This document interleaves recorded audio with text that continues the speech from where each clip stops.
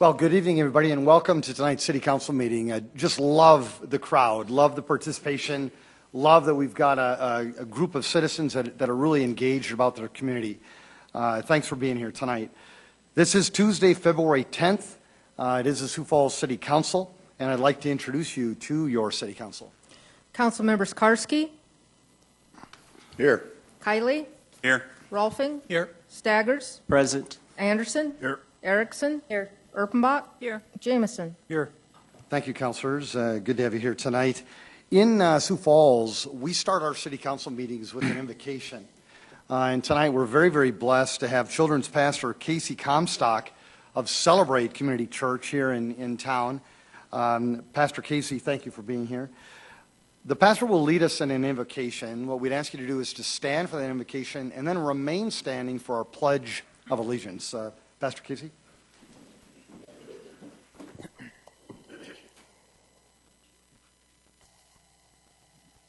Father, I just thank you so much for the gift of life. Thank you for providing us each and every breath.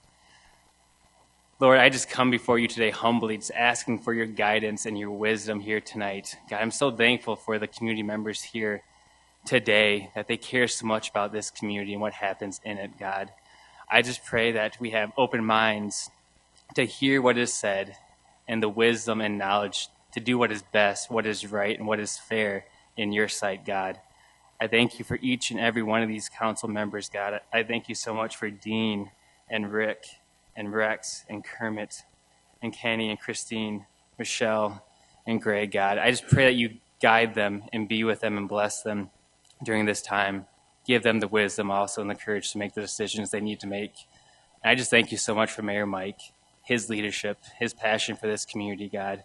Use him to make this year in Sioux Falls be the year that changes everything. This year that Sioux Falls sees something and that amazing things happen in this community, God. So I just thank you in advance. In Jesus' name, amen. Allegiance to the flag of the United States of America and to the republic for which it stands, one nation, under God, indivisible, with liberty and justice for all.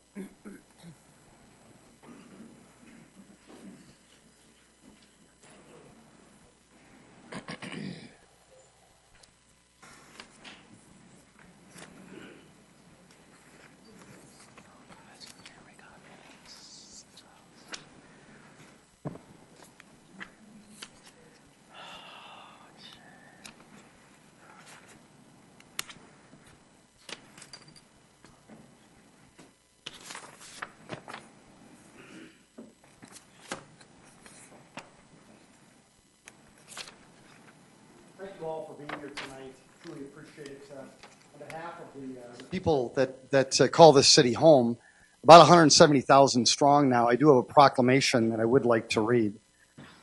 Whereas the health and well-being of all children throughout our city are of paramount importance to the Sioux Empire families and communities. Whereas thousands of children are born with birth defects every year, including approximately 40,000 children in the United States who begin life with one or more than 35 identified forms of congenital heart defects.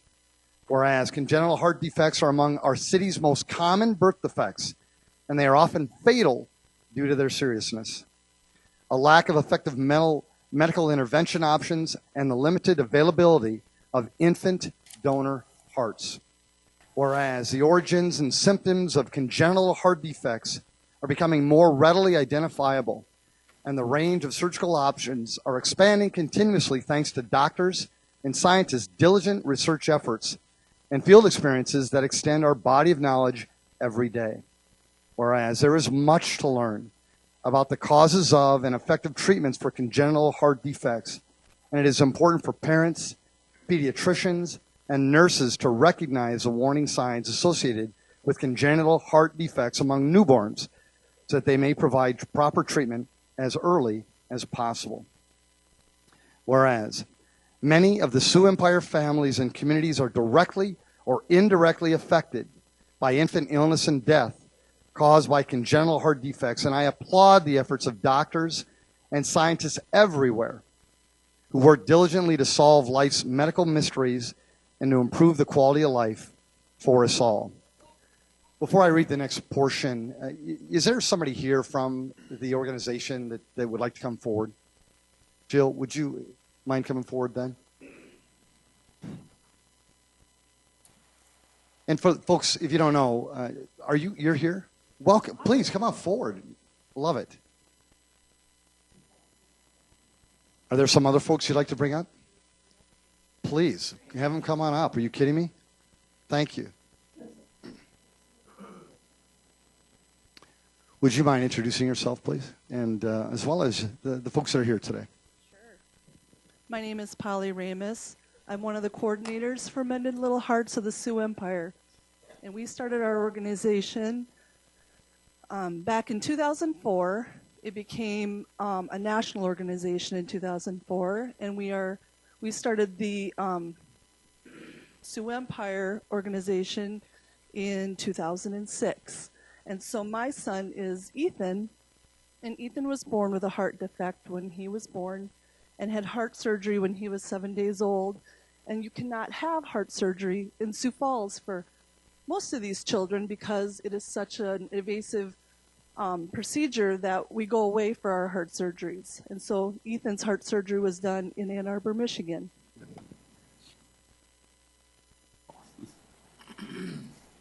I'm Aubrey Burns. This is my first son, Wyatt. Our second son was born 7 months ago and is still in the hospital. And he was born with truncus arteriosus, which is a rare heart disease, and also had surgery in Ann Arbor, Michigan. I'm Jeremy Elward, one of the other group coordinators with Mended Little Hearts. This is my daughter Nora and my wife Andrea. I was actually born with a congenital heart defect, and it went missed or undiagnosed for 12 years. I had 2 surgeries at 18. Fortunately, both of mine were in Sioux Falls, but 9 months ago, yesterday, Nora was born with one of the same defects. So, my name is Jean Vargas. This is my daughter Phoebe. She's 5 now.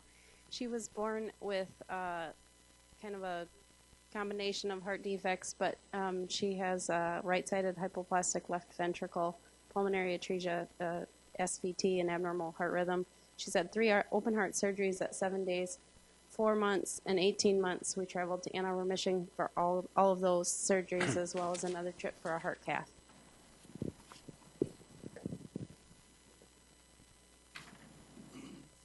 And my name is Carrie Ranke. Dylan is our heart child. She is 11. This is our youngest, Bergen, and the big man, Brian. Dylan was born with a hole in her heart that was surgically repaired in Minneapolis when she was 2. And then when she was 8, she was diagnosed with a failing aortic valve, and that was replaced in Michigan, Ann Arbor, Michigan as well. That was done 3 years ago. So we are currently surgery-free, but we will definitely have some future surgeries, and they also will likely be in Ann Arbor. Thank you, Dylan. Nora, thank you. The council does that to me all the time, too. Sioux Falls, without even reading the proclamation, I think the real story was just relayed, and the real impact was just relayed. With that in mind, I am going to finish this proclamation, and I would encourage you just to give a hearty round of applause when I'm done. Dylan, you ready? Let's go. Now, therefore, I, Mike Huther, the mayor of the City of Sioux Falls, do hereby proclaim February 7th through the 14th, and the year is 2015, as Congenital Heart Defect Awareness Week in the Sioux Empire, and I call this observance to the attention of all of our citizens. Thank you.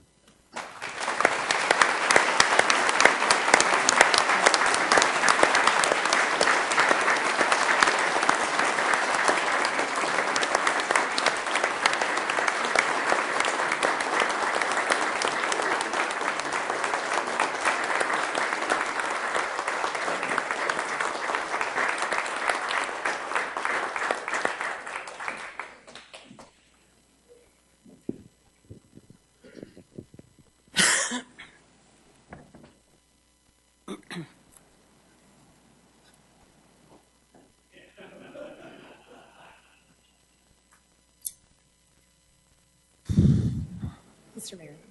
Mr. Mayor. If I might add, 2 years ago, our state made a great step in the right direction for this group and required to have tests done for infants. And it was my privilege to help sponsor that particular bill. And it just really goes to show, hearing some of the stories of having it go 18 years and not be detected, and to have these tests be done on infants is huge, and it's really a great thing for South Dakota. Ethan here is on my son's, sorry, I'm getting emotional, gosh. Ethan's on my son's basketball team, and the journey that each one of these families has been on is amazing. And it's just interesting to take the time to get to know these stories that the families struggle with and deal with, and amazing people in our community. And so I encourage everyone to kind of learn more about this and get involved, whether it's with this or something else in our community. So thank you for being here. Councilor, thank you. Council, I'm now going to move on to our consent agenda for tonight. Move to approve, Karski. Thank you, Councilor. Second, Anderson. There's been a motion to approve our consent agenda and has been seconded. Yes, Councilor Staggers. I just have one item I'd like to pull, and that's the entertainment venue/event center casework installation to award a bid $17,400. Very good, Councilor. Any other motions or changes? Yes, Councilor. Mr. Mayor, I'd like to pull number 8 for discussion. And the definition, Councilor, what is that about, number 8? That's If I may, Mr. Mayor, it's a communication which was received from Michelle Reta requesting permission to consume but not sell beer, wine, and liquor at the Coliseum at 515 North Main Avenue on Saturday, August 1st, 2015, from 5 until 11 for her daughter's 15th birthday, her quinceañera. Okay. Very good. There are 2 items that we will pull. Any others? A roll call vote, please. Councilmembers Karski, Yes. Kiley, Yes. Rolfing, yes. Staggers, Yes. Anderson, Yes. Erickson, Yes. Erpenbach, Yes. Jamison. Yes. Thank you. That is passed 8-0. Okay, Council will now move to our regular agenda. Any changes to that? Roll call vote, please. Excuse me, we need a motion, please. Move to approve. Second, Anderson. Thank you. There's been a motion to approve this regular agenda, and it has been seconded. A roll call vote, please. Councilmembers Karski, Yes. Kiley, Yes. Rolfing, Yes. Staggers, Yes. Anderson, Yes. Erickson, Yes. Erpenbach, Yes. Jamison. Yes. Thank you. That is also passed 8-0. Again, welcome to our City Council meeting tonight. We're certainly glad to have everybody here. This is a great opportunity for you to engage the council on any topic that you want. However, I know that there's a number of folks that are in the audience here for to talk about maybe the indoor pool, for example, or maybe the ambulance contract. If that's why you're here and that's why you'd like to chat with the council, what I'd ask you to do is to wait until that time on the agenda. But if there's any other topics you want to chat on, just come on forward, introduce yourself to the people of our town, and we'd ask you to keep your comments to 5 minutes or less. Would anybody be interested? Welcome. I guess I'll pull this since you don't want me to talk about it now. Thank you, well, Mayor, thanks for giving me the opportunity to be here. Welcome. I.L. Weideman, council members. I'm from Sioux Falls. Thank you, Dave, for pulling that intimidation notice that you had on some of the other meetings. I would suggest that those that are involved with the swimming pool recuse themselves when that comes, if it comes to a vote tonight. As Gentleman Karski did last week, and I believe he's going to do again this week. Appreciate that, Mr. Karski. I guess I'll be back up for the swimming pool and the ambulance. Thank you. Mr. Waterman, are you going to speak more on the swimming pool? To me, you just spoke on the swimming pool. No, I didn't. I spoke pertaining to 2 things. A lady on the council that should have recused herself, and I thanked the city attorney. Mr. Waterman, in my mind, you just spoke on the swimming pool. That's in your mind. Yep. I will be back up. Thank And you. I am the moderator. Thank you, Mr. Weiderman. Is there anybody else who wanted to speak on any other topic other than the swimming pool or the ambulance or things like that that are later on in the agenda? Welcome. Scott Ersman, Sioux Falls, South Dakota. I'm going to talk about something that's been in the news a lot and things that other people have been talking about. Transparency in government. And it's not just this board, but the state legislature, the Sioux Falls School Board, the Minnehaha County Commission have been failing greatly when it comes to transparency. So I'm going to take a little different approach to this. I'm going to read some quotes to you that are very pointed about transparency in government. The first one is really basic. A basic tenet of a healthy democracy is open dialogue and transparency. That is by Peter Fenn. A government operates and acts differently than a company. So all we want to do is get some transparency here and determine if the deal should go forward. Mark Foley. The liberties of people never were, nor ever will be, secure when the transactions of their rulers may be concealed from them. Patrick Henry said this June 9th, 1788, during the Virginia Constitutional Convention. The basis of our governments being in the opinion of the people, the very first object should be keep that right. And were it left to me to decide whether we should have government without newspapers or newspapers without government, I should not hesitate a moment to prefer the latter. Thomas Jefferson. I think the currency of leadership is transparency. You've got to be truthful. I don't think you should be vulnerable every day, but there are moments where you got to share your soul and your conscience and your people and show them who you are and not be afraid of it. Howard Schultz. I find that when you open the door towards openness and transparency, a lot of people will follow you through. Kristen Gilbrandt. For its part, government will listen. We will strive to listen in new ways to the voices of quiet anguish, to the voices that speak without words, the voices of the heart, to the injured voices and the anxious voices, and the voices that have despaired of being heard. Ironically, this quote was by Richard Nixon, who learned the hard way about government transparency. The American government is doing whatever it wants to without any representative of the American public watching what it is doing. John Chancellor.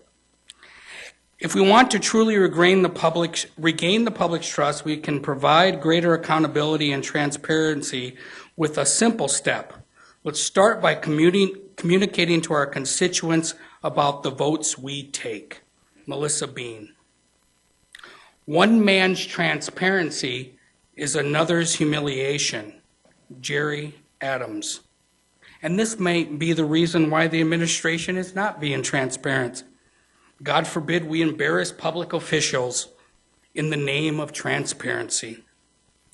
I will personally say, citizens of this city ask and expect transparency from the government they and we fund. We are not being picky. We are engaged because we deserve the truth all of the time. Now, if I still have some time left, I'd like to talk about the state legislature and this preposterous idea that we need to raise regressive sales tax by a penny for municipalities. Now, I think it has passed the Senate and it's going on to the House. It is ridiculous. We just had a report, a national report, that South Dakota rates 10th in the country as the most regressive taxes in the country because of sales taxes. The poorest people in this state pay 11% of their income towards taxes. We do not need to raise any more taxes. If we have monies for event centers and pools and hockey centers and tennis centers, and I can go on and on about all the centers we have no reason at all that we need to raise the taxes in this community by another penny. And I hope to God, because you guys can't do nothing about it, that the legislature, what's left of them, votes this down because it is ridiculous. Thank you. Thank you, Scott. Folks, anybody else want to engage the council? Well, thank you very much. We appreciate that. Now let's move on to Councilor Staggers had a question or wanted to discuss entertainment venues / event center, and it was for the amount of $17,400. Councilor Staggers? Right. I guess my question was, where's this $17,400 coming from? Because, you know, the citizens are told we're going to spend $115 million for the event center. Is this, well, where's it coming from, basically? Mr. Mayor, yes, Council, the contract that you're referring to is coming out of the event center project budget, so it is part of that $115 million. So as of now, we have not gone over the $115 million. Is that fair to say? Yes, it is. Okay. And what is this casework installation? What is that all about? That is one of a number of items that we're working through. There's a list that we've developed as the project has been in operation now for a number of months, things that were identified as we went into operations that will, what we've referred to as day 2 items, relatively small things for the most part that will enhance the operational aspects of the facility. This particular contract relates to some additional casework or cabinetry or storage in a number of different locations in the building. One is in the box office or the ticket window. They've got some counters and storage space to put in there. There's some additional display cabinetry that'll be put in the comfort zone, which is the lounge on the second level. And there's some additional office storage space, I think cabinetry in some of the office spaces, and there's one more that escapes me at the moment. And if I could ask, how much money do we have left before we hit the $115 million? Well, we've got a considerable ways to go yet. I don't have that number with me tonight. Is it in the millions? I would not want to put a number on it tonight. Okay. And then also, I understand from a previous meeting we had just a short time ago that we finally have the permanent certificate of occupancy for the event center. Was that last week? I guess I can't speak to that, Councilor. Yeah. Okay. Thank you. Motion, Council. Move for approval, Anderson. Thank you. Second, Erpenbach. Thank you, councilors. Appreciate that. A roll call vote, please. Council members Karski? Yes. Kiley? Yes. Rolfing? Yes. Staggers? No. Anderson? Yes. Erickson? Yes. Erpenbach? Yes. Jameson? Yes. That is passed 7-1. Thank you. Councilor Rolfing wanted to discuss item 8 on our communications page. Councilor Rolfing? I don't see Jamie here, but she indicated that the requester, if you will, Michelle Retta is here. If I could just, yes, Michelle. Jamie sent us a very, not real detailed, but a very nice explanation of this event, and it sounds wonderful. My only concern is that when we got this, that it said we want to have Elko around for a 15-year-old birthday party. Would you explain a little bit some of the things that will or will not happen there? It is a great celebration. Would you it is a tell great us- celebration that it's culture, Hispanic culture. It's like a sweet 16, but in a Hispanic culture, it's called quinceañera. And the day starts out with a church service, and that will be held at Augustana Lutheran Church at 2 o'clock. Then there is at 5 to 7, which will be a dinner that's served. All this is taking place at the Multicultural Center of the Coliseum. And they will be dancing, so there's going to be a DJ and music. Where the beer comes in, which that's we're asking to be provided, which I'll provide it. It's not for kids, obviously. There's going to be minimal kids there. Families, yes. And the majority of the families that will be there are relatives and close friends. So no, it's not a kids celebration. It's my daughter's 15th birthday, but it's a big celebration that they have for Hispanic culture. Sounds like a wonderful custom and one that we should And it support. takes a lot of preparing. And it does. So we've been preparing for almost a year for this event. So my concern when we read it was what I just expressed. I had no problems with it. It's but very understandable. I thought it would be understand where you're good for coming you from. to explain to the people of Sioux Right. Falls, we're not going to approve drinking by 15-year-olds Right. on this. So Definitely not. thank you. I would Any move other approval. questions? Thank you, Councilor Rolfing. Second. Thank you, Councilor Karski. Yes, Councilor? I would just like to add, thank you very much for the explanation. Sure. It's wonderful to have that, especially for Sure. the public. And I'd also point out that this would not be really any different than a permit for instance, a wedding ceremony where children Correct. would be in attendance as well, too. And there will be security as well because that is in the contract. So, A roll call vote, please. Councilmembers Karski? Yes. Kylie? Yes? Rolfing? Yes. Staggers? Yes. Anderson? Yes. Erickson? Yes. Ermbach? yes. Jameson? Yes. That is passed 8-0. Thank you. Item 10. Second reading, an ordinance of the City of Sioux Falls, South Dakota, repealing sections 95.085-95.091 of the Code of Ordinances of said city by repealing the Sioux Falls Ice and Recreation Center Board. Hi, Don. Hi. Good evening, Mayor, City Council members. Don Kearney with Parks and Recreation. The Sioux Falls Ice and Recreation Center Board was created when we originally took ownership of that facility. Recently, we have closed that facility, as you all know, and with the closure of that facility, we no longer need to have the board in existence. And so what this second reading of the ordinance would do is repeal that ordinance that originally created the Ice and Rec Center Board. Staff recommends approval. Don, thank you very much. Folks, this is a second reading, so you actually have the opportunity to engage the council on this topic. Would anybody want to? Council? Move for Approval, Erickson. second Anderson. Councilor Erickson wants to approve this item, seconded by Councilor, let's see, who won? Councilor Anderson Jr. Very good. And any discussion? Roll call vote, please.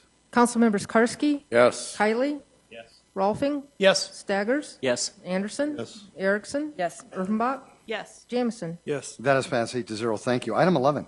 Second reading, an ordinance of the City of Sioux Falls, South Dakota, providing supplemental appropriations and clarifying the limitations on expenditure of funds and contracting authority for construction of an indoor aquatics facility and associated site improvements, the project.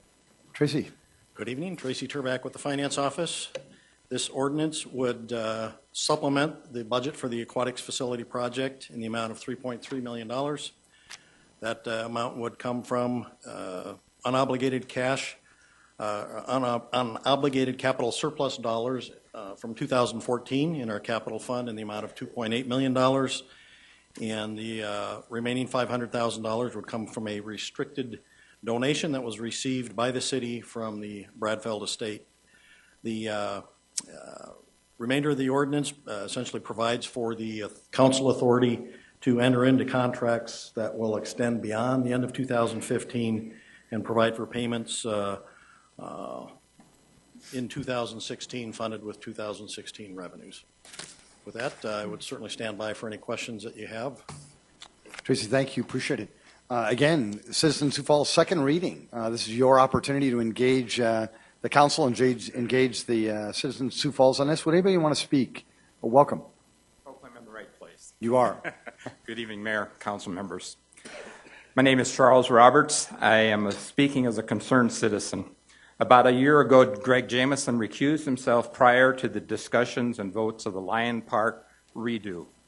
Professor Staggers recused himself from discussions and vote on Sioux Falls University matter about a year ago. Mayor Huther, you stepped out of the room a few times when issues were brought up concerning some of your interest. Last week, Mr. Karski himself, prior to the ambulance contract's first reading, and because of his position on the selection board, we suspect he will do the same tonight, reclusing himself. Now we ask that Mrs. Erpenbach to also recluse herself from the room during the discussion of item 11 tonight and all further actions involving the pool. She should have understood the potential problems last week and left the room for the first reading. Her position on the Aquatics Focus Committee, making recommendations, causes a potential for conflict of interest and possible ethics charges. Thank you. Thank you. Folks, Mr. Weiderman, I'm gonna let you speak, but I would encourage you to say something that's unique and different from what you spoke on earlier. I plan on it. Very good. It pertains to the swimming pool. We're trying to figure out where all this money is coming from and why the value is changing. It goes from 19.8 million, or no, 19.4 million, and all of a sudden it jumps up to 19.8. We cannot find anywhere in any of the records of your meetings where that extra $400,000 comes. When you spent $44-some thousand on a blueprint of a pool that was supposed to be at Spellerberg Park. Now all of a sudden, 40 to 50% of that is gone. Now it's just an exquisite, elite swimming pool for specialty people. The outdoor sprinkler pad is gone. There's all kinds of stuff that's gone from it. We want to know why they now want another $3 million to bring it almost up to $25 million. When Ms. Erpenbach personally sat right there and said she would guarantee it would not run a penny over $20 million. Thank you. Thank you, Mr. Weiderman. Sorry for not introducing No, it's all right. myself. It's all right. Thank you. Thank you. Welcome. My name is Liz Meilenberg. The city, Don Carney, made a promise back in April 2014 at the city council meeting, the night the council voted to proceed with an indoor aquatic center. Don Carney promised the city council that the city of Sioux Falls would not proceed with an indoor aquatic center at Spellerberg Park without first attaining written permission from the VA as pertaining to the contingencies set forth in the quitclaim deed and holding a clear title. I believe this is called an MOU, or Memorandum of Understanding. The time has come. The public needs to be informed as to what the city has accomplished and or even if they pursued the issue. This administration needs to be accountable. We have almost $24 million on the line with this debt. It is not free money or saved money or found money. It is debt that most assuredly will need to be repaid by the taxpayer. Mayor Huther, I think you would agree that it is your job to care enough about all the citizens of this city to diligently protect their hard-earned money before hurriedly and blindly proceeding just to get something done. A legal opinion from the Office of the City Attorney is just one opinion. We want more security than Mr. Fifley's opinion, as other highly respected attorneys see a red flag and feel we need to be cautious because we do not have a clear title. Citizens of Sioux Falls want and deserve an MOU as promised to provide protection for their huge investment and debt. Furthermore, if you are unable to attain an MOU for the land in Spellerberg Park, then find land with clear title at another location. Mayor Huther, will you follow through with full disclosure on the attainment of an MOU and fully inform the citizens of Sioux Falls who will be indebted for almost $24 million before proceeding with the project? Will you first and foremost legally protect our hard-earned tax dollars with the attainment of an MOU? I'm not talking about keeping a lid on things behind the scene in the good old boy method. I'm talking about written legal protection. Lastly, I suggest, councilors, that not one well-reasoned person in this room, or even this city, would knowingly build the house of their dreams on a piece of land without first obtaining a clear title. If you would not personally gamble your money on land without clear title, you should not be willing to gamble our money. That is the weight you need to apply to this decision. We pray that our lifeguard, named Common Sense, will be able to prevent the child known as integrity from drowning in the pool of politics. Thank you. Thank you. Welcome.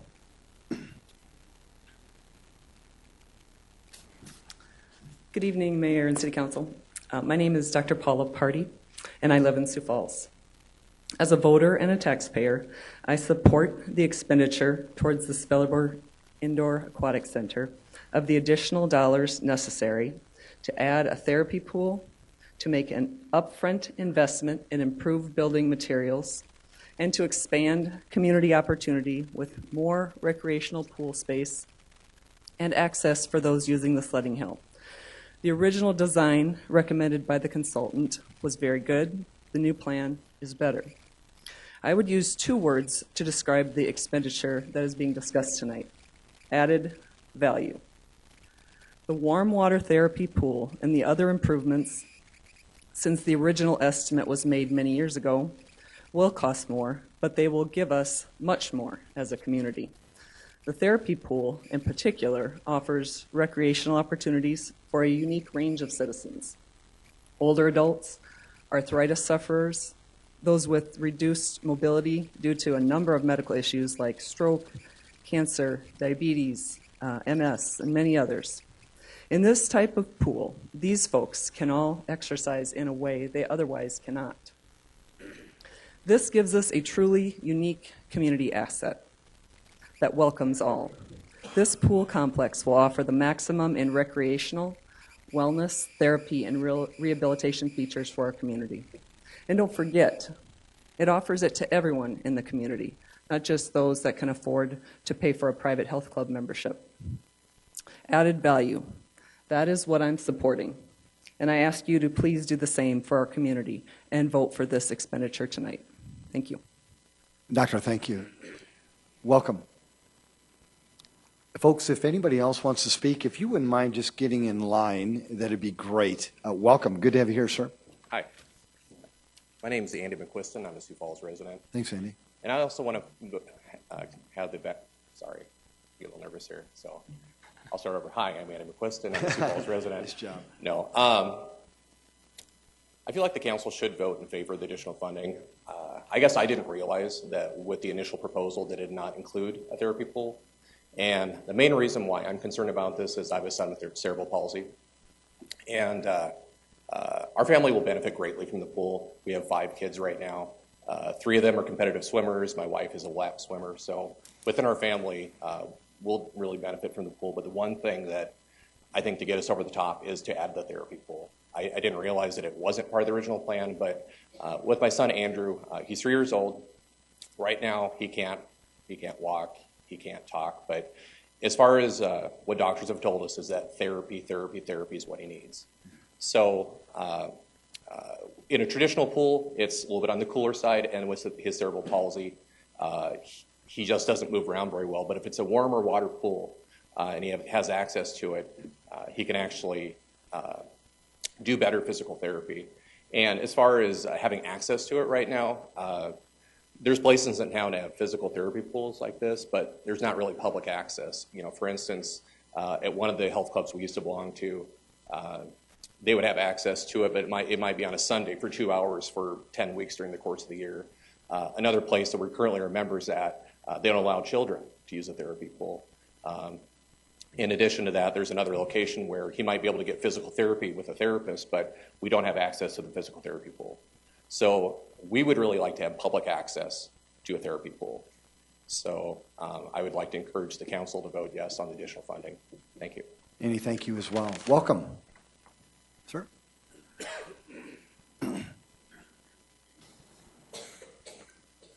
Greetings, Council. My name is Andy Beadle, and I'm a registered nurse that specializes in orthopedics here in Sioux Falls. I have 25 years of experience in orthopedics.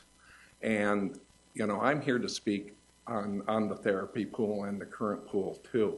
And just to explain a little bit what happens now with patients who are undergoing therapy. You know, we hear a lot about threats in our life. A lot about terrorists and stuff like that, but we're all very fortunate here in Sioux Falls that generally speaking, our biggest threat is health conditions, growing elderly, the diagnosis, our generalized weakness, difficulty walking. And as the man before me was speaking about, you know, his young child who has trouble with those needs, there's a lot of elderly people, other people with health conditions, strokes, have heart attacks, congestive heart failure, but a big need of people that need aqua therapy or pool therapy. Currently, right now, what happens under most people health plans, when they come to us and they get prescribed therapy from the doctor, Medicare, all the major health plans in this town, all have a limit to contain the costs of that therapy. Most of the time they start to engage in it, whether they've just had surgery or whatever the case, they'll have 10 visits, okay? And you'll talk to the physical therapist, and they'll say, you know, this patient, we always look at outcomes. What was the outcome? Well, they showed improvement. What did they show improvement in? They got stronger, okay? What else did they show improvement? They were able to walk better, okay? They were able to do their functions, their ADLs, activities of daily living, better because they had that pool therapy. But right now what happens is when the insurance runs out, 10 visits, 12 visits, it stops. And I can tell you that the therapists all say the exact same thing. They encourage the patient to continue with the therapy. And almost universally, they all say the same thing. I can't afford the membership. Okay? So you've had all these positive outcomes. The therapist will tell us, we see them on the street. They've decreased in their ability. They're weaker. They don't have the ability to walk as well as they did when they left. And so, you know, this is a really important therapy pool and the current pool because they all aid in that walking. And so, you know, I appreciate your thoughtful consideration on this because you are going to change people's lives. Because the people that can afford those memberships, they can continue with that therapy because the therapist will train them on those exercises. They don't need a physical therapist to continue it. What they need is the opportunity at a reasonable price to improve their lives. And you guys are going to change their lives for the better. And that's an honorable thing. And I just appreciate your thoughtful consideration for increasing the funding. Andy, thank you very much. Welcome.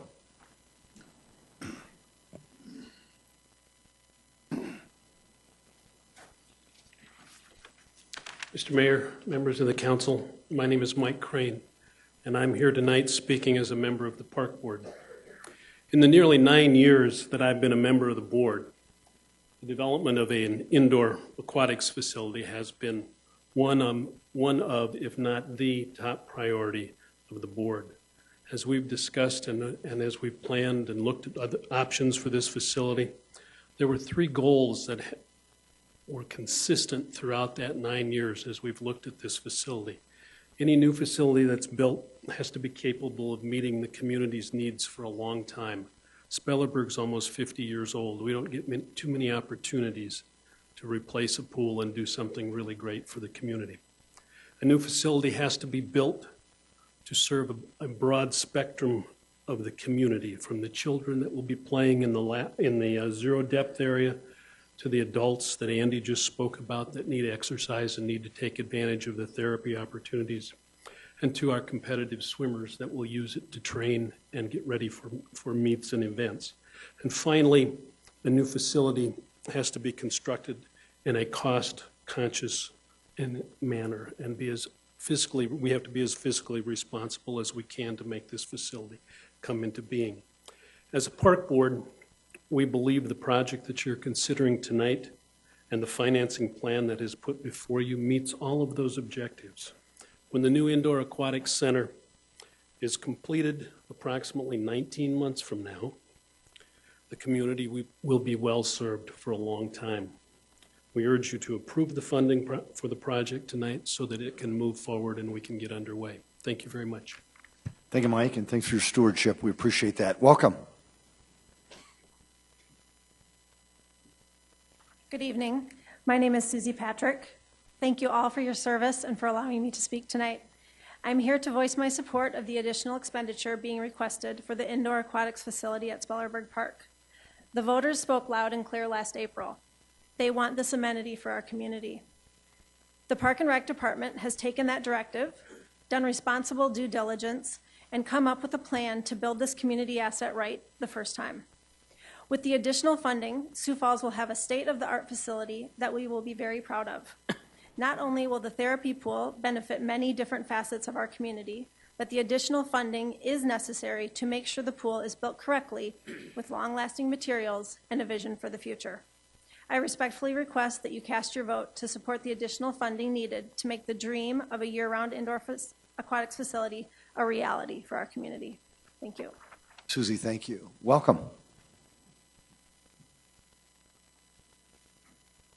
Good evening, Mayor, Council. Mark Larson, resident of Sioux Falls, lifelong resident. I just wanted to come forth to urge you to spend the additional funds to build the pool the right way the first time. So not only do we have the additional features, but the correct structure that is built. If you travel to any other facilities, quite often you'll see areas that maybe weren't done quite as well, and there's rust or there's areas decaying or whatever. It'd just be nice to have it done right the first time and have a jewel for our city. Thank you. Thank you, Mark. Appreciate that. Would anybody else want to speak on this particular topic before I turn it over to the council? Well, thank you all very much. We really appreciate it. Ms. Roberts, you already spoke. Yes, thank you, sir. You already spoke. Is there anybody else? Mr. Mayor? Mr. Mayor? Yes, Councilor? Yes, could I hear what Mr. Roberts has to say here? Councilor, Mr. Roberts has already spoken. Yeah, so, but he might have something additional that has not been mentioned. Councilor, I'm moderating this forum. Mr. Roberts has already spoken. He had the opportunity to engage the public for 5 minutes. We're moving on. Is there anybody else who wants to speak on this topic? Very good. Councilors? Councilor Jameson. Thank you. If I could have Don and maybe Tracy just be ready on deck for a few questions. In response to questions that were asked from the audience, the price change from the beginning. I was looking through my notes and I couldn't keep up on the number changing, but somebody had mentioned a $400,000 price change from the start. Could you just clarify the number from? Yeah, I think I know the answer, but it's probably better coming from Tracy. Okay, thank you. Tracy?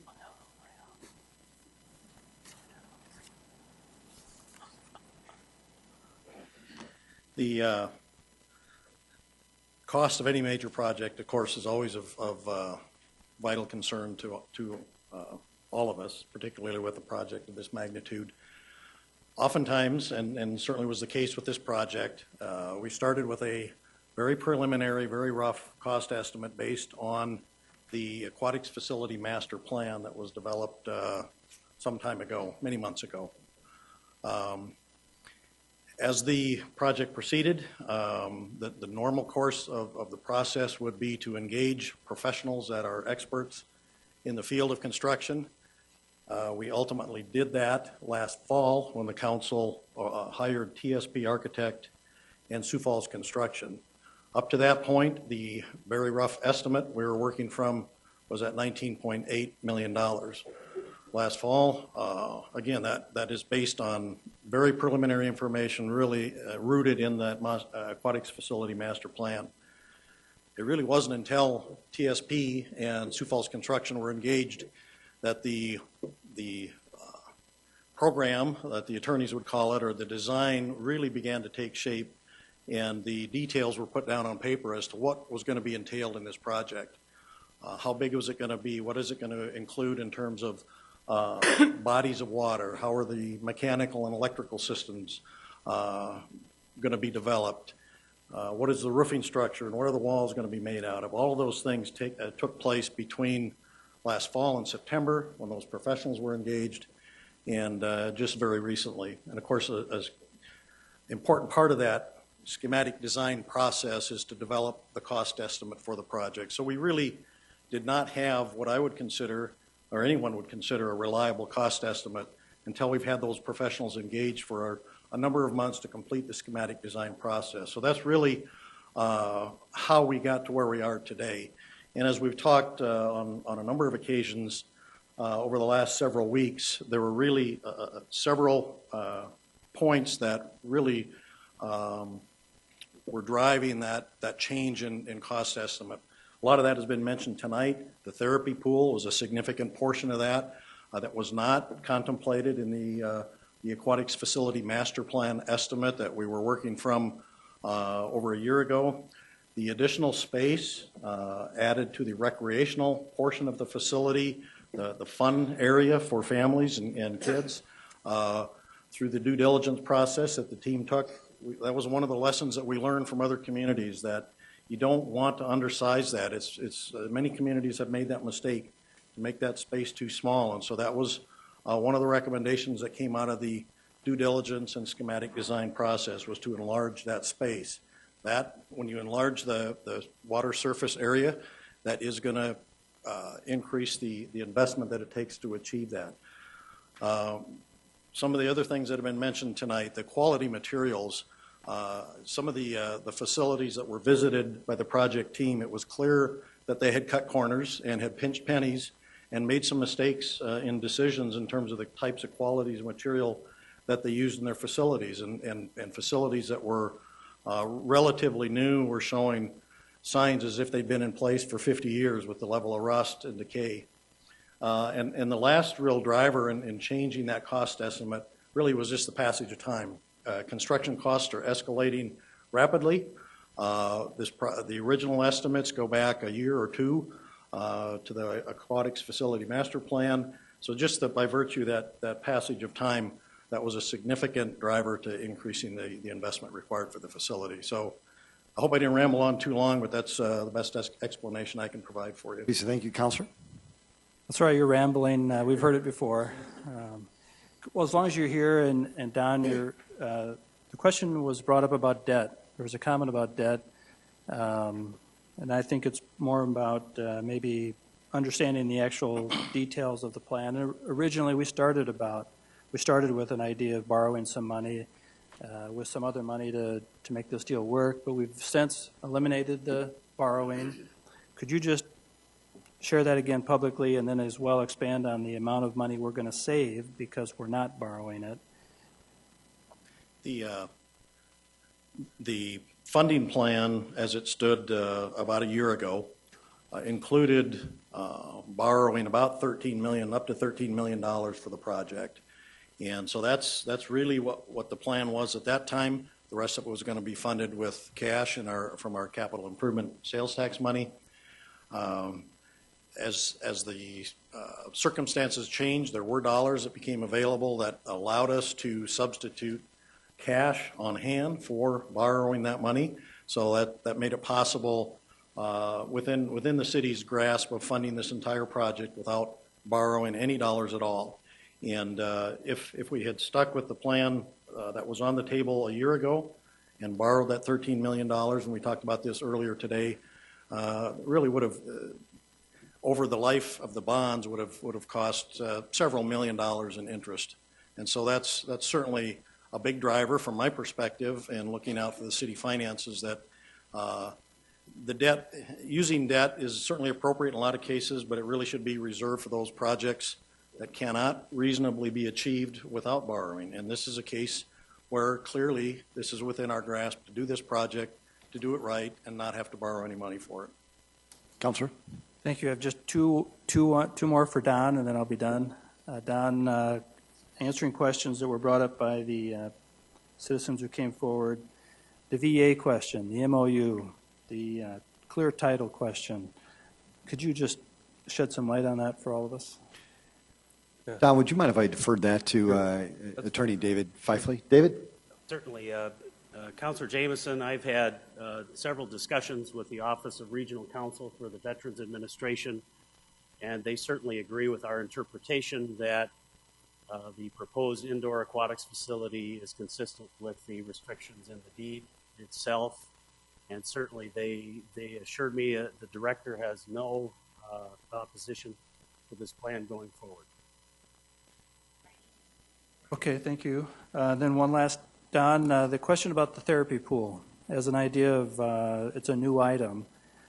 And I kept struggling over that comment because I always thought it was there. And I look back at one of the handouts we had back in April of 14. It shows a therapy pool in the design layouts. Is the therapy pool really new, or has it just changed a little bit? Well, I think the reference to whether it's new or not relates to the cost estimate. The cost estimate is based on the aquatic facility master plan, that toolbox option for the large indoor aquatic center. And in that cost estimate, there is no therapy pool included. Oh, okay. So that's the reference to that. Very good. Thank you, Don. Councilor, thank you. Councilor Staggers. Yes, Don. I think one concern that many people have is, that April election was concerning a outdoor pool, whether we were going to have an outdoor pool at Speller Road Park. It wasn't about an indoor pool. But the indoor pool was brought into this campaign. And the number, I think it was 19.4 million, was stated as to how much it was going to cost. And, we had just gone through an election not very long ago about, hey, an event center, it's going to be 115 million. And the city said it's going to be 115 million. And so far, it has been 115 million. Now we're coming to this. And this is not staying at 19.4 million. It's going up.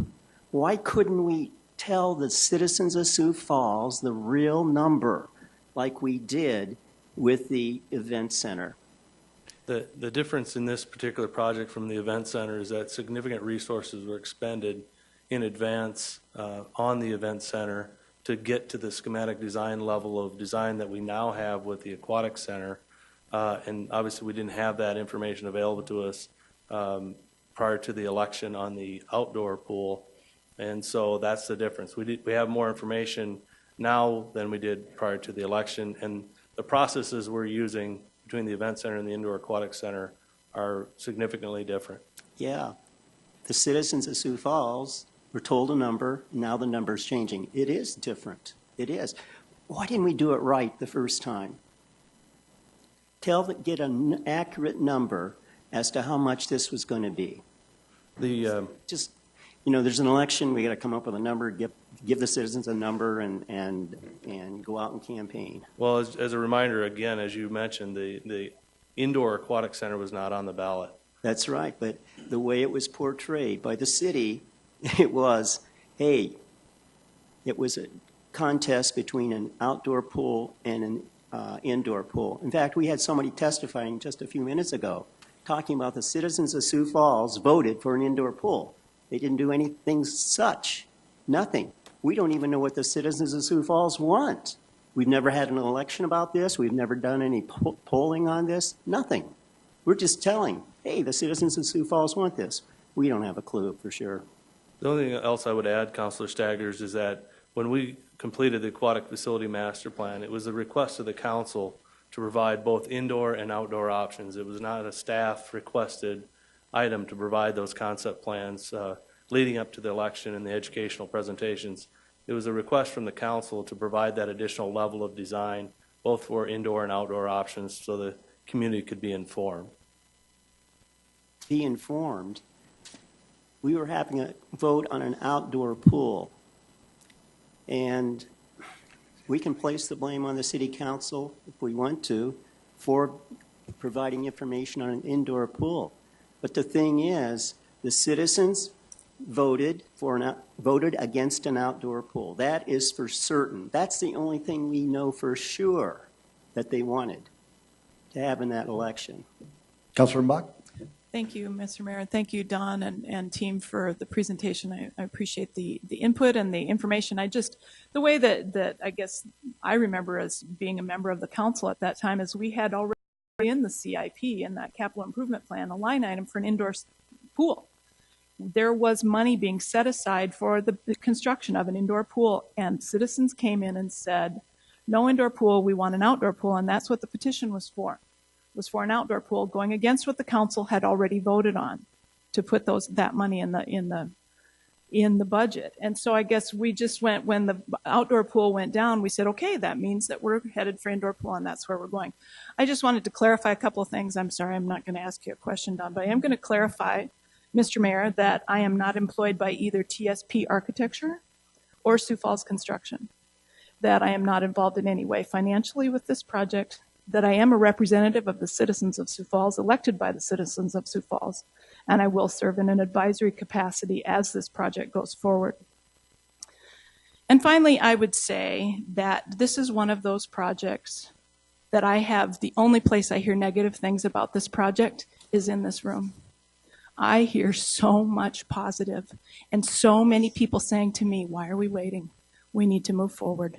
And so I would encourage citizens to also understand that what you see on TV, what you see on Channel 16 right now is not always the reality of what the City Council hears.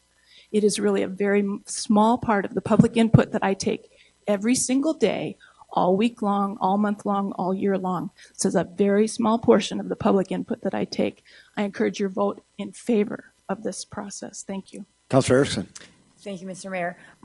Two things that I wanted to bring up that I talked about earlier today during our informational, just for the general public's knowledge in case they did not see that. There are several park improvements being made to Spellerberg, so the project itself is not just the aquatic center. And what is exciting to learn today, and not just today, but to discuss today, is that these park improvements are going to be all done at the same time. So this jewel is going to be presented to our community, be utilized with basketball, sledding, you name it. And it's going to be in the center of our community, which really this community can use some redevelopment in some areas. And why not have it there? Why not be able to have this jewel right there in the middle of our town for access for everyone to have? The second thing I wanted to bring up is we talked about earlier the expected date of having 100% of the design work. And that was my concern to know when that was going to be nailed down, because we have a guaranteed maximum price. And that's good. It's good for our citizens to know that that guaranteed maximum price, once that's nailed down, the contractor can't go over that. If they go over that, they're on the hook for it. So it encourages them to stay within the budget. It watches our dollars very closely. And so once that's nailed down, they can't go over it. And if they do, they have to pay for it. If they go under it, we absorb that back into our budget. And that's a good thing. And I just want everybody to be aware of that taking place. And I would encourage a yes vote as well. Thank you, Councilor. Councilor Conley. First of all, I'd like to thank everybody, whether you're in favor of this project or not. Thank you for coming this evening and voicing your opinions. It's a very important part of this process.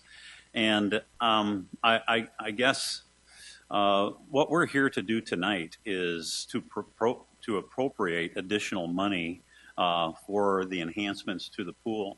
Much of this has already been decided this past May with the previous council. And so, again, I think right now it's a request for additional appropriation so that it can be done right. The decision was made that it was going to be done much earlier. And I guess I'm very much in favor of doing it right the first time, especially the addition of the therapy pool that can serve so many members of our community, not just the veterans, our returning vets or our aging vet, and obviously it would serve a very important role for them too, but for our senior citizens and for the many individuals such as my sister, who would very much benefit from this pool. I think it is a truly great asset. Sioux Falls has been a wonderful town providing these types of venues for their citizens. That's what makes this such a great place to live. I'm much in favor of the additional appropriation. Councilor, thank you. Councilor Rolfing. Thank you. I want to piggyback on what Councilor Urbanbach said. I don't hear negatives about this at all.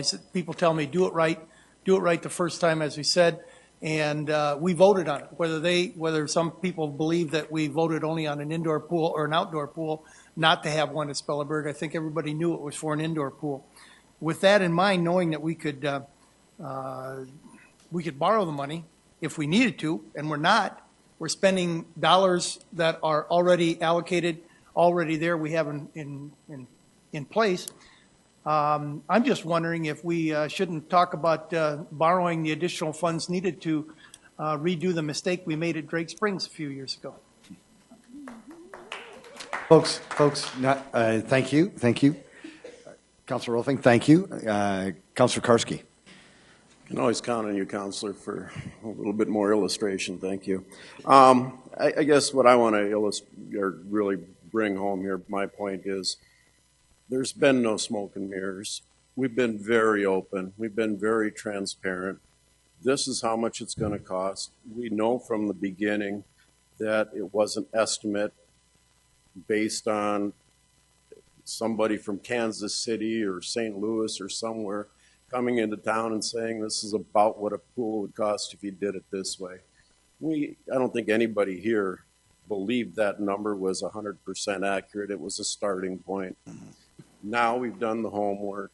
We've hired the experts. We hired the architect. We hired the construction company. Now we know what it's going to cost. And we're going to get that as a guarantee in the next 6 or 7 weeks, by the end of March, the way I understand it. This has been transparent. It's open. We've had a long discussion about it today. Where's the money coming from?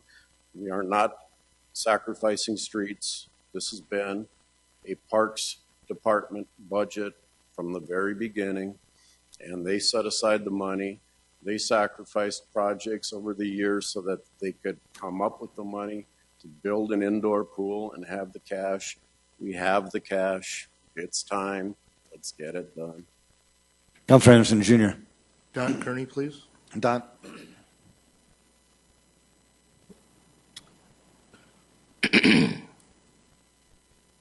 Thank you, Don. I just have a question on the Drake Springs current pool. I'm just a little concerned because last year that current portion of the pool had some maintenance issues. Have we corrected those issues? And I just don't want to see them in the indoor pool also. Yeah, I think the challenge we had there was the landscaping adjacent to the pool, as I understand it, and with the rock landscaping, it was causing problems. It got into an area that shouldn't have been, and that's my understanding of what happened to it. We won't have that in our indoor facility at all, and so, yeah, I'm real confident. But we certainly can learn from what happened at Drake, too. Because it was pretty much closed down most of the summer. If I For remember a portion correctly. of it was, yes. Yeah. And then just a comment, I'm going to disagree a little bit with Councilman Karski's statement that this was fully transparent. As I said the other week is, with a little more communication as far as the extra funding, I don't think we would have had the issue that we did have last week with me questioning, where this all came from. And that's just something I hope that the administration and Mayor, with your direction, will make sure it doesn't happen again. Thank you. Mayor, I'd make a motion to approve this. Rolfing. Councilor Karski has made a motion to approve item number 11. It has been seconded by Councilor Rolfing. Councilors, any new discussion? Councilor Jameson. If Tracy is available. Tracy. Tracy, earlier we talked about the potential that somebody might bring up an idea of funding or adding funds to pay for the outdoor spray ground. Is it best that we do that tonight or later after you figure out exactly what comes in on your unobligated funds? I think it's certainly an alternative you could consider tonight, with the understanding that if the additional surplus dollars by the end of March turns out they're not there, that the project would have to scale back by whatever shortfall there would be. But I made the comment earlier that you might make your finance director a little uncomfortable, and you folks are good at that. But that's certainly something I can live with.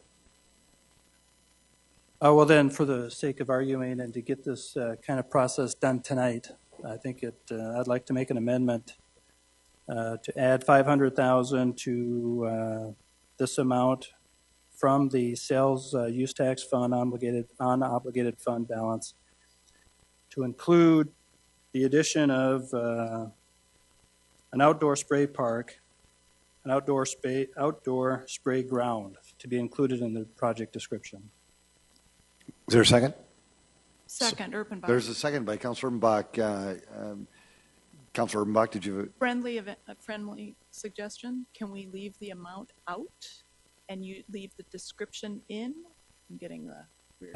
I think we need the amount in to. I'm getting shakes. No. Okay. All right. I'm good with it. Councilor Jameson has made a motion to add an additional $500,000 to build an outdoor spray ground to the indoor aquatics facility.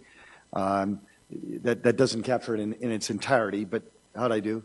Pretty good, and I know you're looking at me a little cross-eyed. But I wanted to explain if I could. If I could explain the purpose.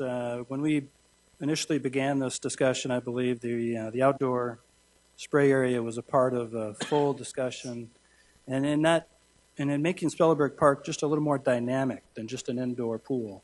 I think the outdoor spray ground gives opportunities to others who may not want to go inside. Anyway, I think it's keeping true to our promise, true to the project, and building it right, build it now. I get all that, but more importantly, I think it builds trust in our process and a confidence in our decision making that we get the Spellerberg pool built for years to come. Councilor, thank you. Councilor Staggers. Yeah, I just have a question. Now, how many times has it been that we've raised the price of this? We're raising it again tonight. I haven't heard any input from the citizenry here about this $500,000 increase at all. We're just going to go and do it ourselves. Can we hear some testimony maybe from the citizenry now? Councilor Anderson, Jr. I guess I'm going to go back to what our city finance director said. This is, right now, that's listed as an optional item, and I would really caution us to, before we spend any extra money, to at least allow the process to continue, and let's get that bid from the construction manager at risk so that we have some numbers on what the design is. There might be, who knows, the bids might come in lower. We may not need to utilize all of that, and we can always add that money through this process. It's not like it's going to stop the program or the build at all. So this is not something I'm going to vote for.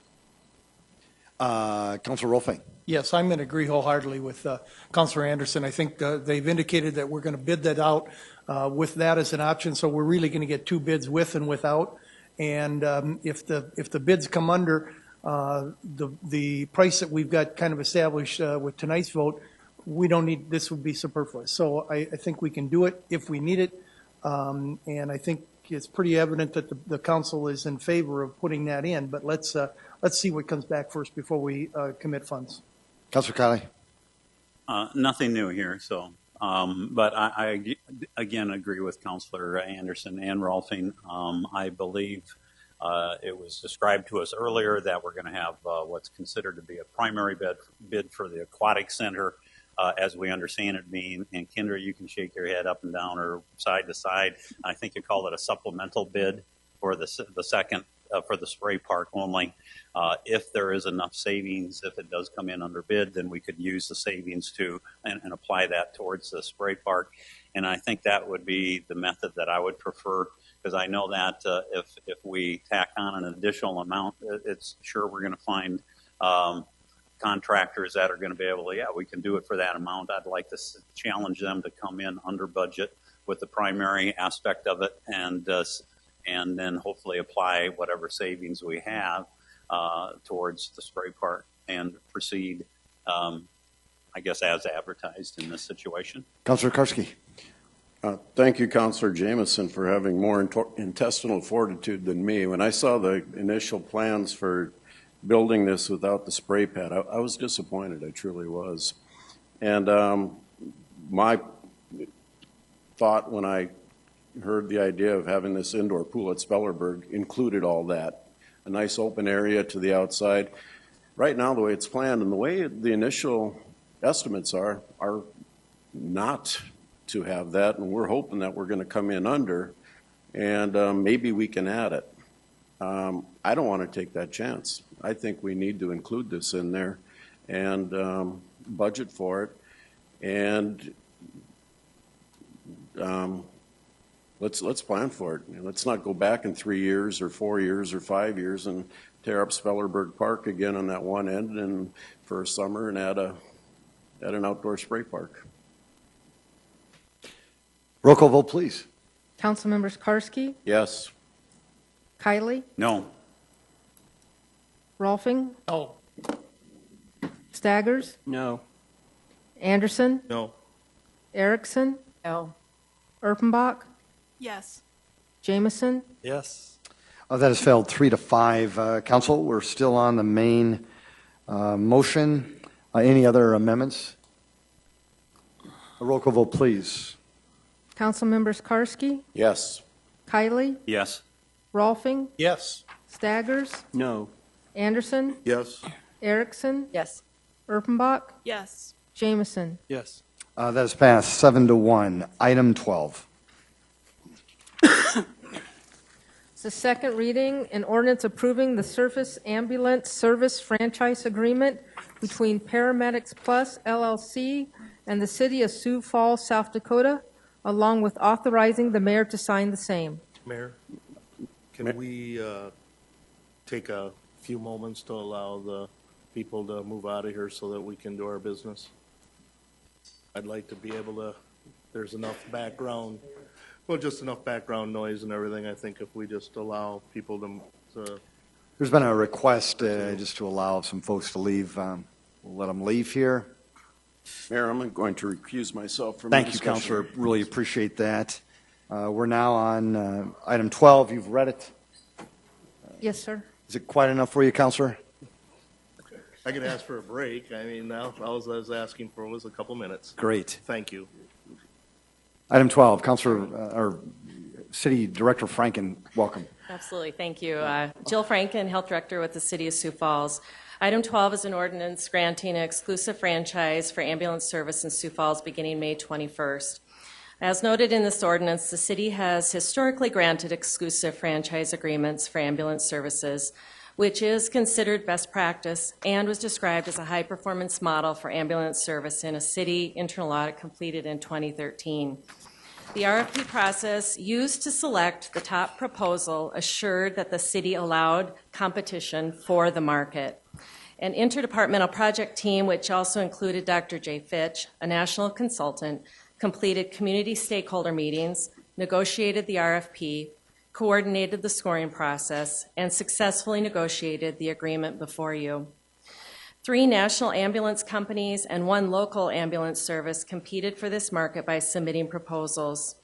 The process to score the proposals has been presented to you and the scoring breakdown provided. Paramedics Plus was the company who most successfully articulated clinical quality, operations management, including deployment planning, commitment to the workforce, and integration into the EMS system and community. The exclusive franchise agreement before you between the city and Paramedics Plus includes the RFP document as well as the proposals submitted by Paramedics Plus. Here to speak on behalf of Paramedics Plus is Mike Bureau, the COO of the Sioux Falls operation.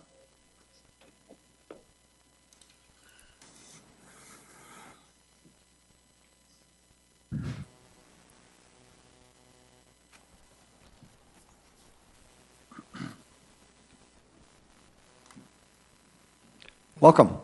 Thank you. Mike Bureau, Mr. Mayor, City Council members. It's a pleasure to address you very quickly today. I'm going to give you a quick overview of our company, hopefully in about 3 minutes, to go ahead and kind of explain ourselves a bit.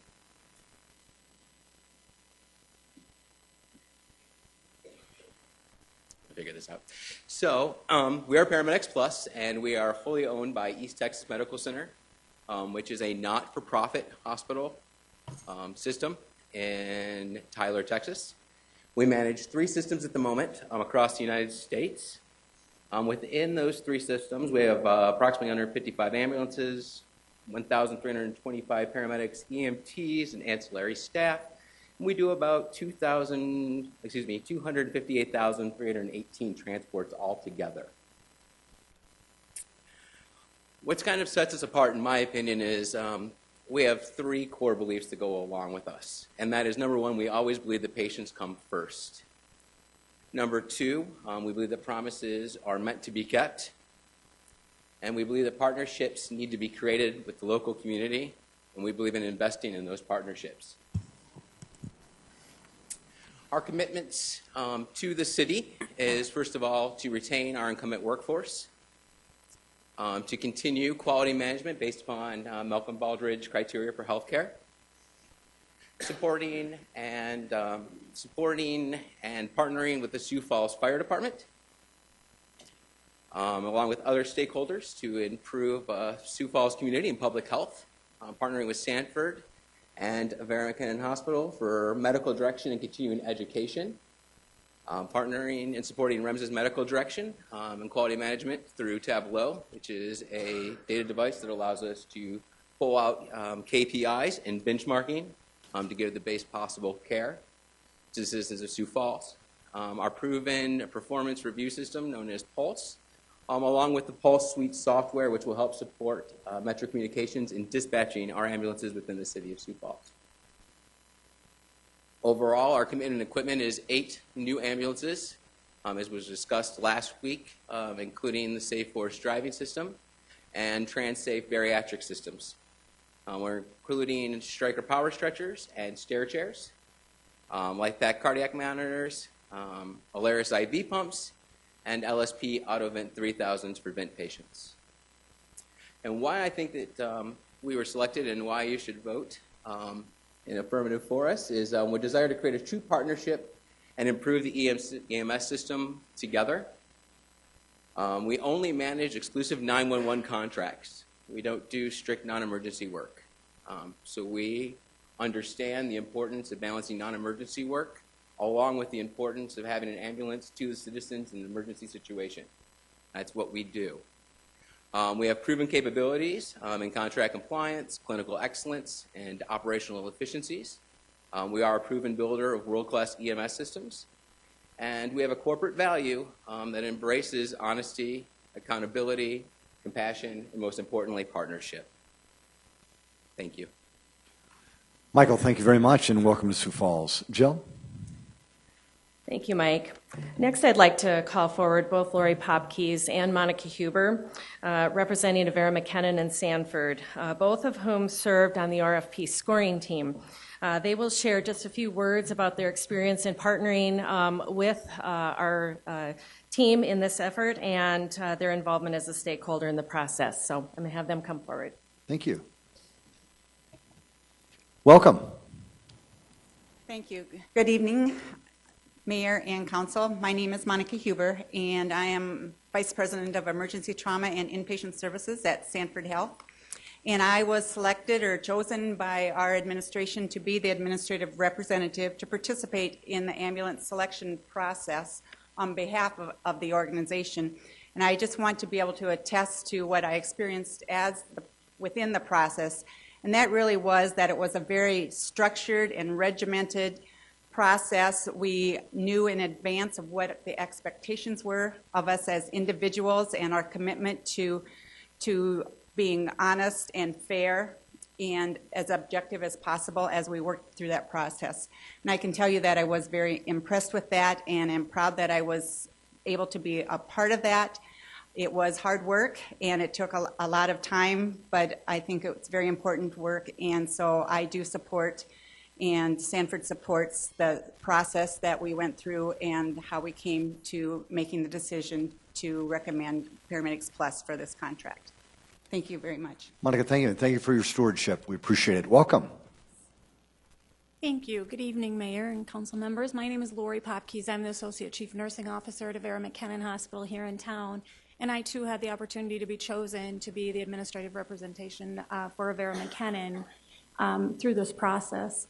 I will tell you, I was quite frankly blown away by the degree to which the process was structured and thought out ahead of time. I felt very confident that it was very objective. I felt like there was great thought put into the scoring system. And as a registered nurse and a clinician and then a representation of a hospital, really had great confidence in how this process was taken about. I too can say that Avera McKinnon very much supports the process and how this was worked through and where we've come to. So thank you very much. I appreciate your time and your service. Lori, thank you, and thanks for your stewardship as well. We appreciate it. Jill? All right, so lastly, I'd really like to acknowledge individuals who served on the project team, represented the community stakeholders, and those who served the city as REMSA board and REMSA medical board who are here tonight. I bring this ordinance forward for your consideration, but many of these individuals are prepared to answer questions or describe their involvement in the process if you need them to. This is a 5-year exclusive franchise agreement with possible annual earned extensions for an additional 6 years, subject to the terms of the contract. Of note, the ordinance language will need to be amended to be consistent with the contract regarding those earned extensions. So we would need that tonight. Jill, thank you. This is a second reading, folks, and so you do have the opportunity to engage the council before they proceed. Did anybody want to speak on this item? Well, welcome. Mr. Mayor. Hi, Jay. Council. I hope I'm not limited too much on time. If you can kind of give me an idea how much time I have, Mr. Mayor, I would appreciate that. 5 minutes. 5 minutes? Yes. All right. Well, that's pretty tough to work this in 5 minutes because if there's other people in the audience that can give their time up to me, is that acceptable to you? Jay, 5 minutes. Thank you. Well, that's pretty hard. All right. First reading shouldn't have happened, and it shouldn't have happened according to your own ordinance here. The ordinance was by Mr. Turback in the back of the room there. When he sent me his paperwork where your system, where we disagreed with your system when we protested, he told us to follow your ordinances, which is ordinance number, I'm not even going to read the number, you know the ordinance number. As Mr. Your city attorney so appropriately put it, it doesn't work. It's not what they're supposed to use here because it was for fines and penalties, as you recall using that word. But to be fair, we should read the whole ordinance when we talk about the first and second reading and protest. And at the very end, it says fines, penalties, or results of the RFP. He forgot to use the word results when he told you about the fines and penalties. Number two, we are the local provider right now. We've been providing services here for years and years. This was an unfair process. I have not been able to talk to my legislatures here. In fact, I made a phone call. I had a phone call back from one of the legislators telling me he couldn't talk to me, and I'm not going to tell you who that was. It's not fair. But I had a phone call back saying he would like to talk, can't talk. It's really hard for us because you've had all the information, we've had none. This was an unfair process. They're coming in with 5 minutes isn't time to do it justice. They come in with 4 ambulances in the city to work on your streets. We came in with 8 to work on your streets. That's double. Double paid people in ambulances working on your streets. We had letters of recommendation from every facility in this area, including Sanford and McKinnon. I hold nothing against those 2 gals because they were using the process put in front of them. Not one of our people's letters of reference came through was called. Not one. Not the VA hospital, not the South Dakota State Penitentiary, not Sanford, not McKinnon, and I can go on and on. Nobody was called. Nobody came out to assess your local provider here on what we provide and how we provide our services. And we have built up from nothing to everything. I drove back from Florida just recently, Mr. Mayor. I drove back from Florida because our race rescue team was out there providing services that we have built up in 37 years from nothing to a worldwide thing. I drove back to Sioux Falls, my home. I didn't fly from Texas to come here to leave tomorrow. There should be something to be said about the local provider who has done a lot for this community and continues to and will continue to. I think it's unfair that I get 5 minutes to try and speak with my legislators here. I think it's unfair that you're going to vote on this today without hearing what the local provider has to say and has to do. This point system was unfair. I promise you, everything they put up on their screen there, we have all that already. We have it all. What we don't have is a good contract writer. What we don't have is some of the programs that Paramedics Plus has. I'm not saying they're a bad company. This doesn't reflect them. It reflects the process. It's an unfair process, and I'm asking for more than 5 minutes to talk about that because this not just affects the city of Sioux Falls, it affects the eastern part of Minnehaha County. It affects Brandon, Valley Springs. There's a lot of things and a lot of communications I have had, not with just this council, but some with the Paramedics Plus folks that are coming in that I wanted to share with you, and I don't have time to share it now because, Mr. Mayor, you limited me to 5 minutes. And it's probably up, isn't it? You know, and because, Mr. Mayor, you don't want to hear the truth. You don't want to hear what it is that this process was. I'm going to sit down because really nothing I have to say here is going to make a difference anyway, at least for my 5 minutes. I'm hoping that this council will take note and do the right thing and give me some time, the next week or two, to talk to you and let you know. You may come up with the same outcome. You may come up with the outcome, we want that provider anyway. But how do you know that if you haven't talked to the other providers and seen what they had to offer? It was, by the way, just a year ago that Royal Metro had an exceptional rating in the city, and they scored second to last in this RFP process. I don't know what else I can say because I'm limited to 5 minutes. Thank you, Jay. Welcome. Mr. Mayor, can I ask the city attorney a question? Yes. Sure. According to procedures, can a council member request that an individual continue to speak so Yes. we can get further information? Yes. That's how we've operated, Counselor, yes. A council member can bring a member of the audience back up and ask them questions, yes, after a motion's been made if you want to do that. But as far as... but not for more general public input. It's 5 minutes by ordinance. Welcome. Ordinance. Mayor, Council, my name is Nicole Tutman, and I'm one of the attorneys from MedStar. I'd like to highlight something that Jay Major just brought up, and that's that I believe this council has been kept in the dark. If you don't know, we have got a state administrative appeal pending. We also have a federal lawsuit. And in that federal lawsuit, we have alleged antitrust violations against the City of Sioux Falls and REMSA. These are serious allegations. Our state constitution prohibits anti-competitive conduct, as does our state laws and our federal laws. Beyond that, we have constitutional claims alleged against the city and REMSA for violation of our basic due process rights and equal protection rights. I do not know if you're aware of these. I don't know if your city attorney has shared our complaint with you, shared our brief with you. And on our state appeal, we are alleging, as Jay has said, we believe the RFP process was unfair. Again, these are serious allegations, and I just hope that you've read and are aware of everything. And if you aren't, I ask that you delay your vote so that you can read our briefings and to see the allegations that are alleged against the city. If you have specific questions, I'm happy to answer them, but I would strongly encourage that you read all of our federal and state court pleadings before you vote tonight.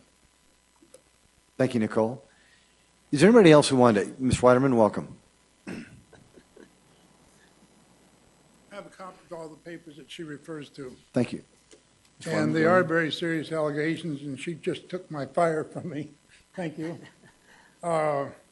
If you would like copies of these, I think one of the council members does have some of them.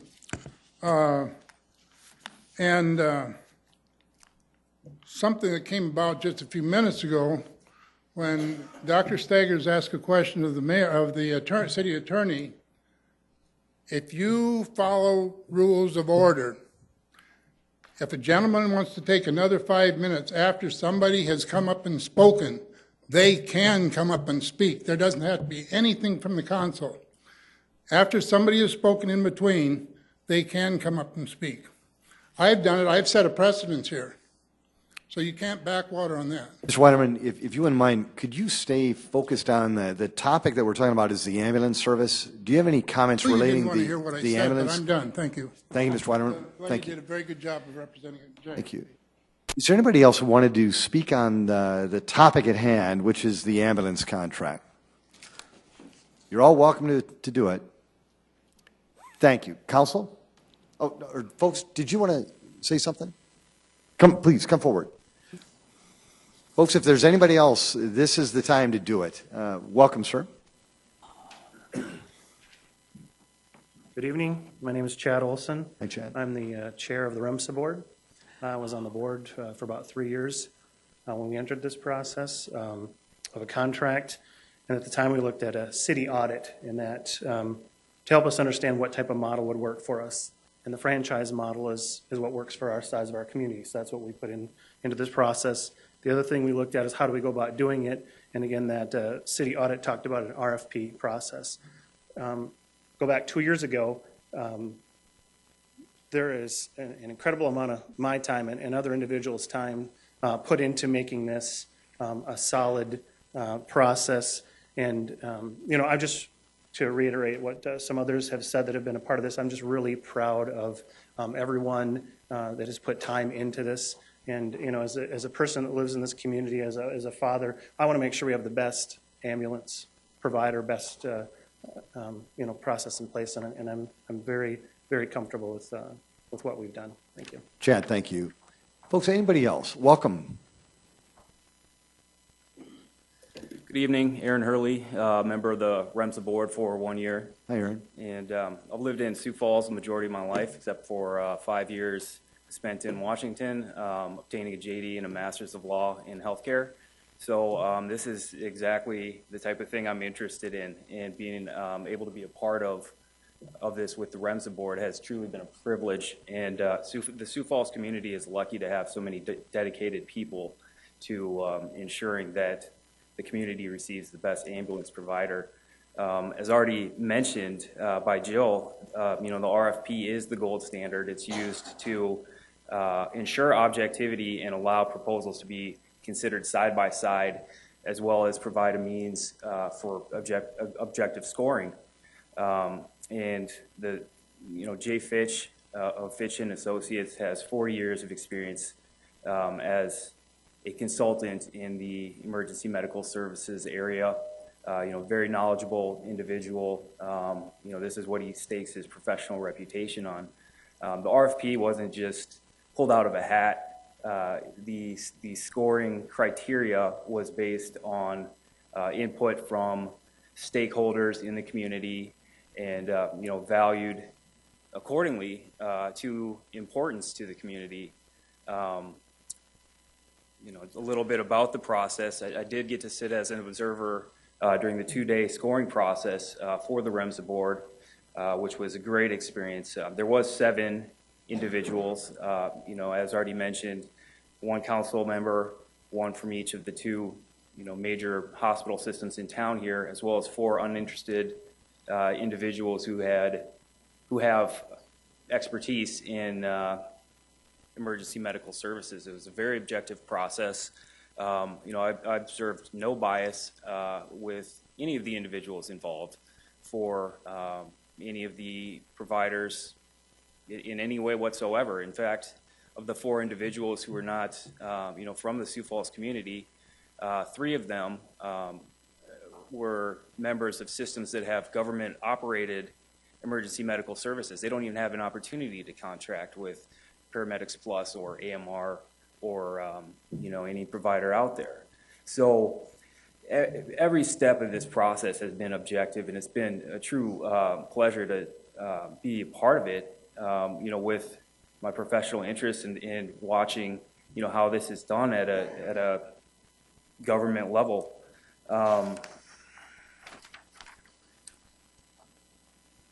A little bit more about the objectivity involved. The scorers were blinded to the weights of each component.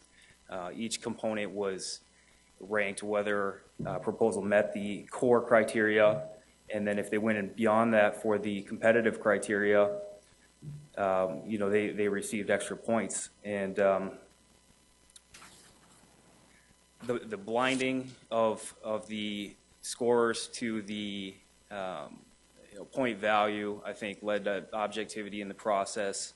And you know, frankly, I'm excited for the opportunity to have Paramedics Plus come into this community. I mean, I had no idea what provider would come out of it, and, you know, having to observe their proposal, you know, that really offering some value to the community. So I encourage the City Council to go forward with this. Aaron, thank you. Folks, anybody, welcome, sir. Mr. Mayor, City Council members, Gary Myers, Sioux Falls, South Dakota, REMSA board member. I've been involved in EMS in South Dakota for 18 years at the local level, state level, and now serving in our 11-state region. And I've been involved in several EMS-related RFPs throughout that time. And being part of this process, I could not come up with a more thorough and fair process that has been done and completed over the last many months to select a EMS provider for the City of Sioux Falls. I'd like to just take my 5 minutes to talk a little bit about two misconceptions throughout the process that I think are out in the public and help to explain those. One is that this process was done because our current provider was providing bad service and that we needed to do something new or better, and that's just simply not true. Our current EMS system provides great care to the citizens of Sioux Falls, but it is the responsibility of local government to open up the contract process from time to time and ensure that all qualified parties have an opportunity to provide that service based on the standards that the REMSA board and the REMSA medical board and the city puts forward. Although a new provider has been chosen to fulfill the contract, this is not a negative comment towards Rural Metro, the current provider. They have done an excellent job and continue to do an excellent job even in the interim now. Secondly, there is a misconception in the community that a new provider means that there will be new EMTs and paramedics that will have to learn about Sioux Falls and how to respond in Sioux Falls. And again, that's just not true. One of my personal main concerns throughout this process was the retention of the current staff that we have in Sioux Falls with Rural Metro and be able to retain them as much as possible. We didn't want to put a bunch of great paramedics and EMTs out of work if we were to select a different EMS provider. And we didn't want to lose that human capital that we have currently that knows how to respond within the City of Sioux Falls. The RFP outlined these concerns as well, and it was a factor that was highly considered throughout the process. Paramedics Plus made their intentions very clear throughout the process that they were wanting to keep current staff on board as much as possible, and they mentioned it in their presentation today. They have already begun the process of reaching out to the current staff on how that transition will take place. As a REMSA board member, I would like the council to know that I support the process and the results that we've come to at this point, and I encourage you to vote in favor of it. Thank you. Gary, thank you as well. Welcome.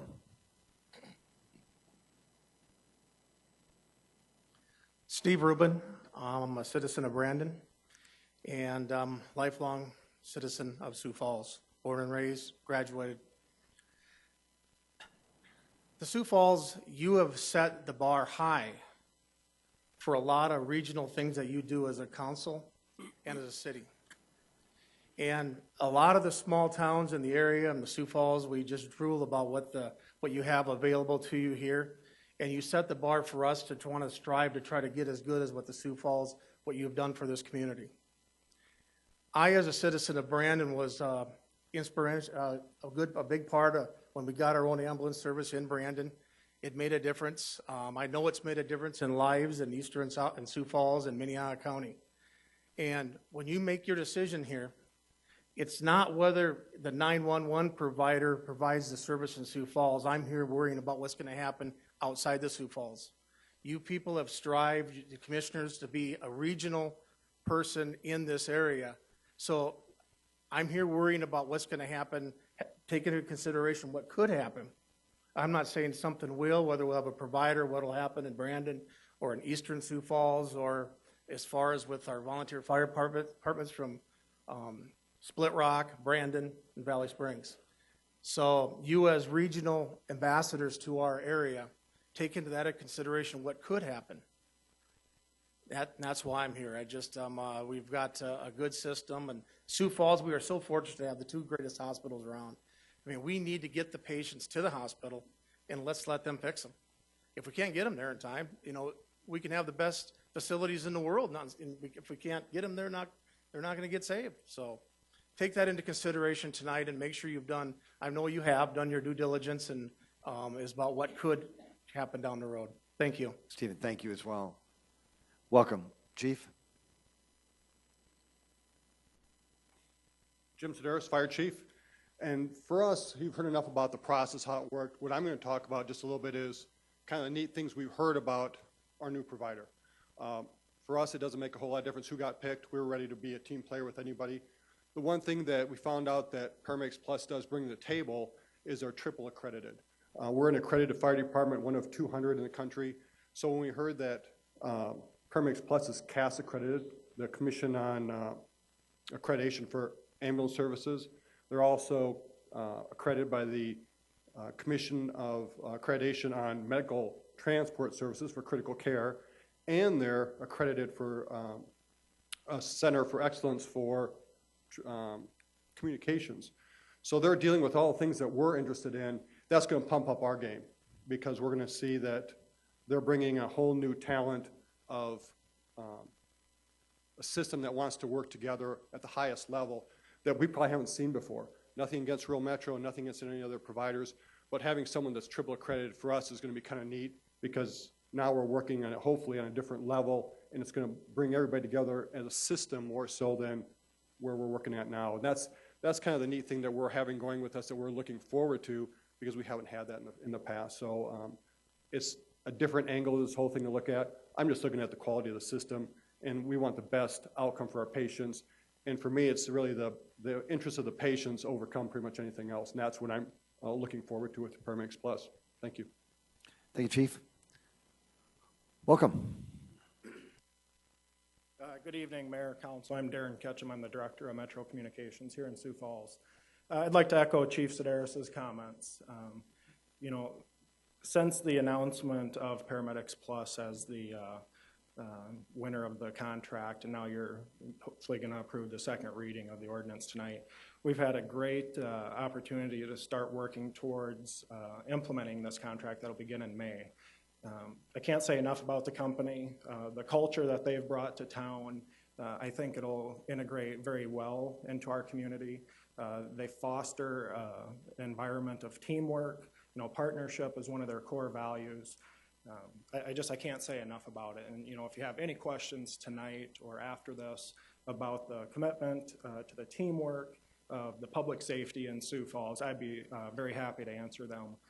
There's great things to come for Sioux Falls, and I think it's very refreshing that we have an opportunity to bring forth an organization that has, like the Chief said, a triple accreditation, and frankly, some very good ideas that will improve the patient care in our community. Thank you. Thank you, Darren. Council, it's in your hands. Any conversation, any questions, any motions?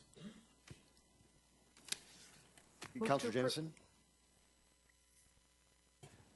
I'll yield to Councilor Erpenbach. Councilor Erpenbach? I was just going to say move to approve. Second. It's been a motion to approve by Councilor Broxana, by Councilor Jameson, and Councilor Kiley. Yes, Mr. Mayor, I'd like to make a friendly motion to amend page 2 of the ordinance by changing the words "the option for a 5-year renewal" to read "the option for up to a 6-year renewal subject to the terms of the contract." So the entire paragraph will now read that the document attached to and part of this ordinance entitled Surface Ambulance Service Franchise Agreement between Paramedics Plus and the City of Sioux Falls, South Dakota, being a 5-year agreement with the option for up to a 6-year renewal subject to the terms of the contract is hereby approved. Second, Rolfing. Councilor Kiley has made a motion to amend this page 2 of the ordinance, and it was seconded by Councilor Rolfing. Councilor Kiley. I'd like to add that this is necessary because the correction reflects how the contract is actually written in section 5, pages 6 and 7. So by making this simple change, the ordinance and the contract will now complement one another. Thank you very much, Councilor. Appreciate that.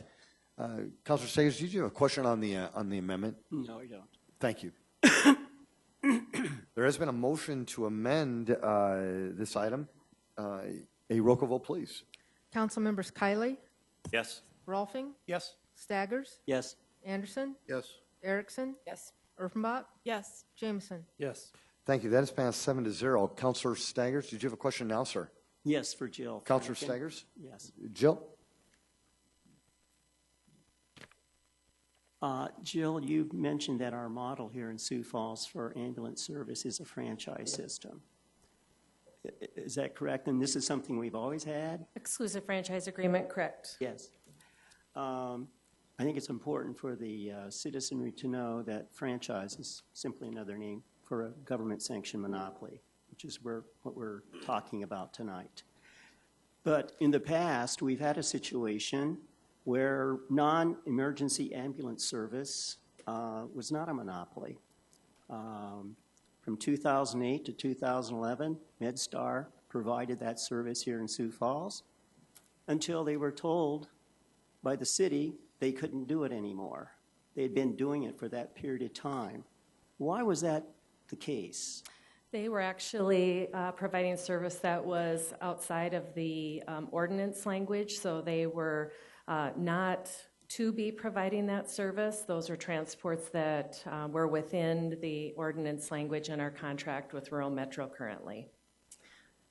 Okay. But then they were permitted to do that with the previous administration, I assume. I can't speak to that specifically, but what I can tell you is when those transports were brought to administration's attention, we worked with legal counsel and we were able to get the issue resolved. So you're saying they were not obeying the ordinances. Did you have any complaints from Sanford or Vera with their service? I would say the service wasn't what was in question. It was the compliance with ordinance language and to be assured that Rural Metro's contract was being upheld to the degree we were accountable for that as a city. Okay. Could I ask some questions from Monica and Lori from Sanford and Avera? I guess so. Yeah, especially Lori. Lori?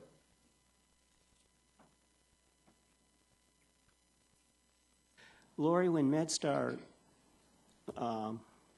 operated a service for you by transporting non-emergency cases, did you have any problem with MedStar at all? Not that I'm aware of. And I guess this is an interesting situation. We're having a monopoly now for non-emergency services. Why would Avera and why would Sanford want to go along with this? The reason I say that is because rationally what happens, economically, it's good to have competition because competition tends to keep prices down. Monopoly, they don't operate that way. So one could reasonably assume that if this agreement is held, approved by the Sioux Falls City Council, you're not going to have a choice in who you want to service your non-emergency cases. You're not going to have a choice. You're just going to have the Paramedics Plus. No choice at all. And there's no incentive then for them to lower prices. Why would you want to just deal with a monopoly? Why wouldn't you want to have a choice is what I'm saying. You could have Paramedics Plus, you could have Counselor, would you want MedStar. them to answer the question? That's right. Would you mind answering the question that Counselor Staggers had relayed a couple times? Doesn't make sense to me. Sure. I think I would just answer that from the perspective of when we were asked to come to the table to participate in the RFP process, we were well aware of how that laid out. And so I believe that we were comfortable with what that meant. And I think going back to the scoring system, it really was a way to step back and look at the different companies and what they had to offer, Councilor Staggers.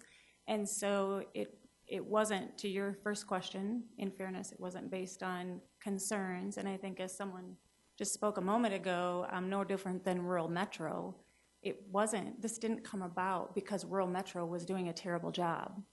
This came about because there was an RFP offered. So I don't know, Monica, if you would have anything other. I would echo what Lori said. We came to the table looking at the 4 proposals, knowing that that language was in the RFP and in the ordinance, and so that was our job at that point. Yes. Also, one of the things that hasn't been brought out is that in the scoring for the different elements, the company that came out with the worst in terms of price was 79.28, was Paramedics Plus. The one that came out on top was MedStar with 300. Now, price is not everything. Price is not everything. Price is not everything, but it's an important thing, and this has not been brought up in discussion. We've had hardly any discussion about this. The only thing I can speak to is the scoring system that we were charged with, and it did not include the pricing that was not available to us because that isn't where our area of expertise was. Our area of expertise was to judge service and patient care. Okay, so who gave the scoring here for the price?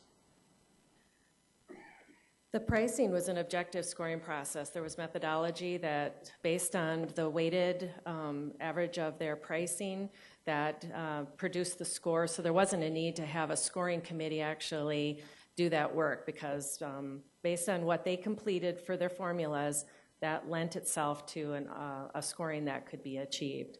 So, and then if I could ask about the scoring, I was talking to a friend of mine who had to use call 911, and eventually Rural Metro came, and they did not come in time. They did not do anything. But my friend just recently got a bill for $757 when they didn't do anything. Okay?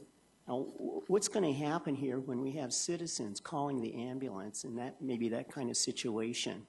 And we haven't taken into account the pricing or anything like this at all. And Paramedics Plus has got the worst of all the 4 companies when it comes to pricing. I mean, this is going to affect the citizens of Sioux Falls that have these kind of circumstances. Is that you're just relaying a comment, or do you have a question for Joe? Well, the thing is, it doesn't seem like you've done anything for pricing. Now, I was also told by the city council chair to ask the question, can you explain how, for example, points were given for clinical? Yeah. So specifically, do you have something in particular that you're wondering about as far as points for clinical? I'm just curious. What are you? I asked the Dean Karski, and he said, well, you better ask somebody at the meeting here how this is done. Well, so that's what I'm doing. There are several sections in the RFP where you can refer to the scoring for quality. On the competitive criteria, there is area for under clinical. You were talked about the clinical points, that is what I'm referring to. There's quality improvement, there's clinical and operational benchmarking, there's dedicated clinical oversight personnel, medical direction and support for REMSA medical control, focus on patient and customers, other customers, as well as continuing education requirements. That's just listed in the table of contents on the RFP.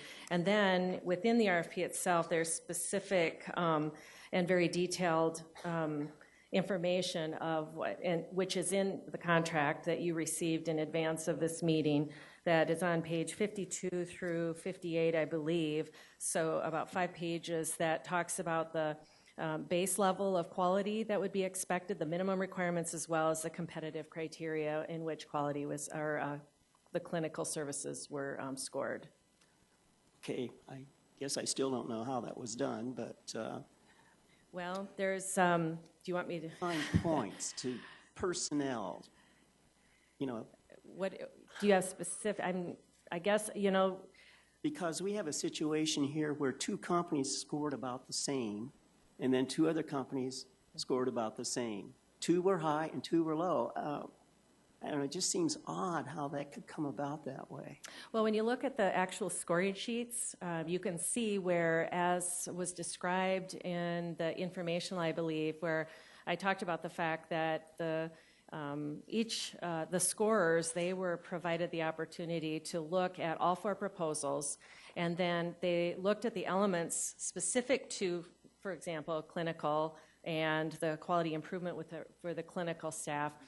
And then everybody dug through the proposals and found those elements and how they described how they were going to meet those requirements, or how they were going to competitively do, how they were going to do that work. And everybody was scored accordingly based on who was meeting the minimum requirements versus good versus better versus best. And there was a scoring that came along with that, a weighted scoring. They did not see those weighted scorings. They just knew how they actually scored in that kind of a Likert scale. Okay. I don't know if I'm answering your question. Councilor Kiley. I would like to just comment on this line, if I can comment again later on here, or I can do everything that I've listed in my notes. Regarding the scoring categories and the scoring team of 7, they use the same methodology for all 4 proposals, correct? Correct. And those score categories were experience, clinical, operations, personnel, management, and EMS system. Correct. Those were the 6 categories. And the results, Paramedics Plus scored, received the top scores in clinical, operations, personnel, and EMS system. Correct. And in the other categories, experience and management, they were the second top score. So once again, the methodology was applied evenly across the board in these scoring categories for all 4 proposals. Correct. And if I may, please do, Councilor. There was some question about transparency, and I'd like to say that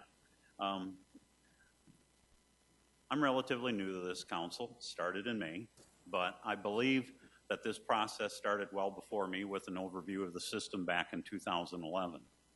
And then from there, then in 2013, specifically December of 2013, a consultant, Fitch and Associates, was hired to assist in this process. A public meeting was conducted in May of 2014. We had actually 4 council briefings in the year 2014.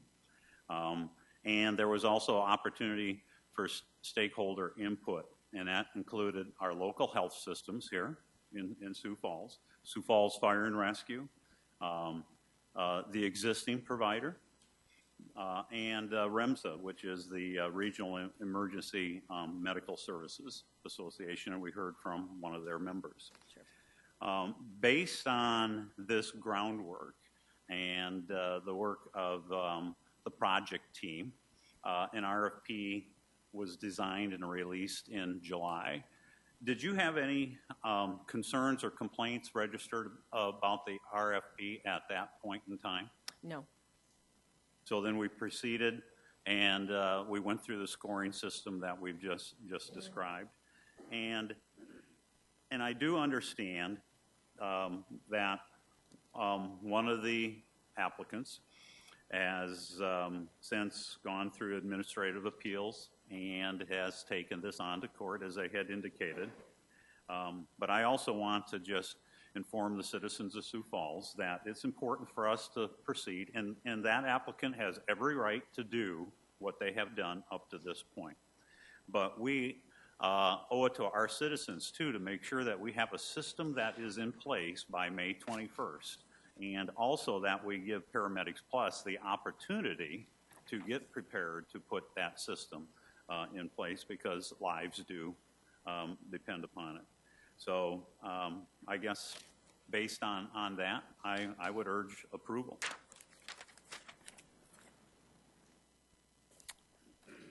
Councilor Anderson, Jr. Is Mr. Fitch in? No, He he's is not here. Okay.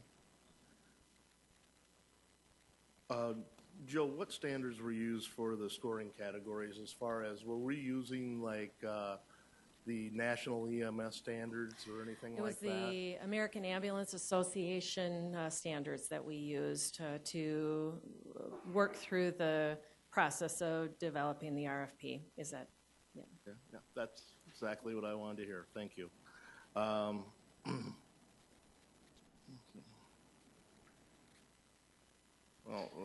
I was going to ask if the RFP used to select the new provider is one that they've used in other communities. But I think that's probably something only Dr. Fitch could answer. Probably, but I think it's safe to say that if if this is a national association endorsing this process and helping educate other communities about this, I would imagine it's probably similar. Okay. And then, if I may continue, thank you. Who selected the unbiased scores, the 4? Dr. Fitch, that was part of his contractual requirements. Okay. And then, could you explain how the contract will work for the non-emergency transfers from the 2 hospitals? Is it only the intercity transfers, or is it also going to include transfers that go outside of our community into other smaller cities? They're actually in the agreement. It is for all transports, emergency and non-emergency, that begin and end in the city limits, with the exception of critical care transports of the hospitals, as well as the ground leg of an air ambulance transport, or the VA hospital, or the penitentiary. So if somebody's brought in from Clear Lake or something like that, and when they leave, go back to Clear Lake, they can choose their provider, is that correct? That is correct, and that is very specifically what we had conversations with our hospital stakeholders on, looking at all options that were out there in terms of what could be included in this request for proposal. And based on the input from the hospitals, that's how we fashioned and crafted the RFP to their satisfaction. Thank you. I did speak with both personnels that you mentioned last week, Mr. Cheddar from Sanford and Dr., I'm forgetting his name, I apologize. Kapaska?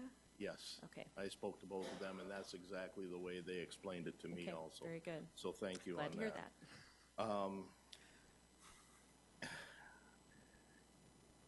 If I may, I got a few more, I guess, on this. In the selection of the unbiased scorers, as I was taking a look at those individuals,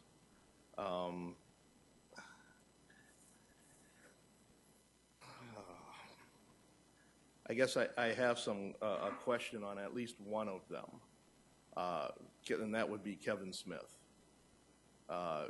He seems to be part of an organization that was created by Dr. Fitch. It's called the Pinnacle Group. Are you aware of the Pinnacle Group at all? Well, I am aware that they provide national leadership training, like an annual conference for EMS. And so I'm understanding that there are a lot of folks that are asked to present at that conference. So that's what I'm aware of. He's also a faculty member of that group also. I would imagine that. I guess when I think of unbiased, a faculty member of a group that, goes around and does these type of things, I just don't see that as being the right thing. But who else is here from Paramedics Plus? Do we have here? Yes, there's Ron Schwartz, the president, and then Jeff Hazlett as well. Okay.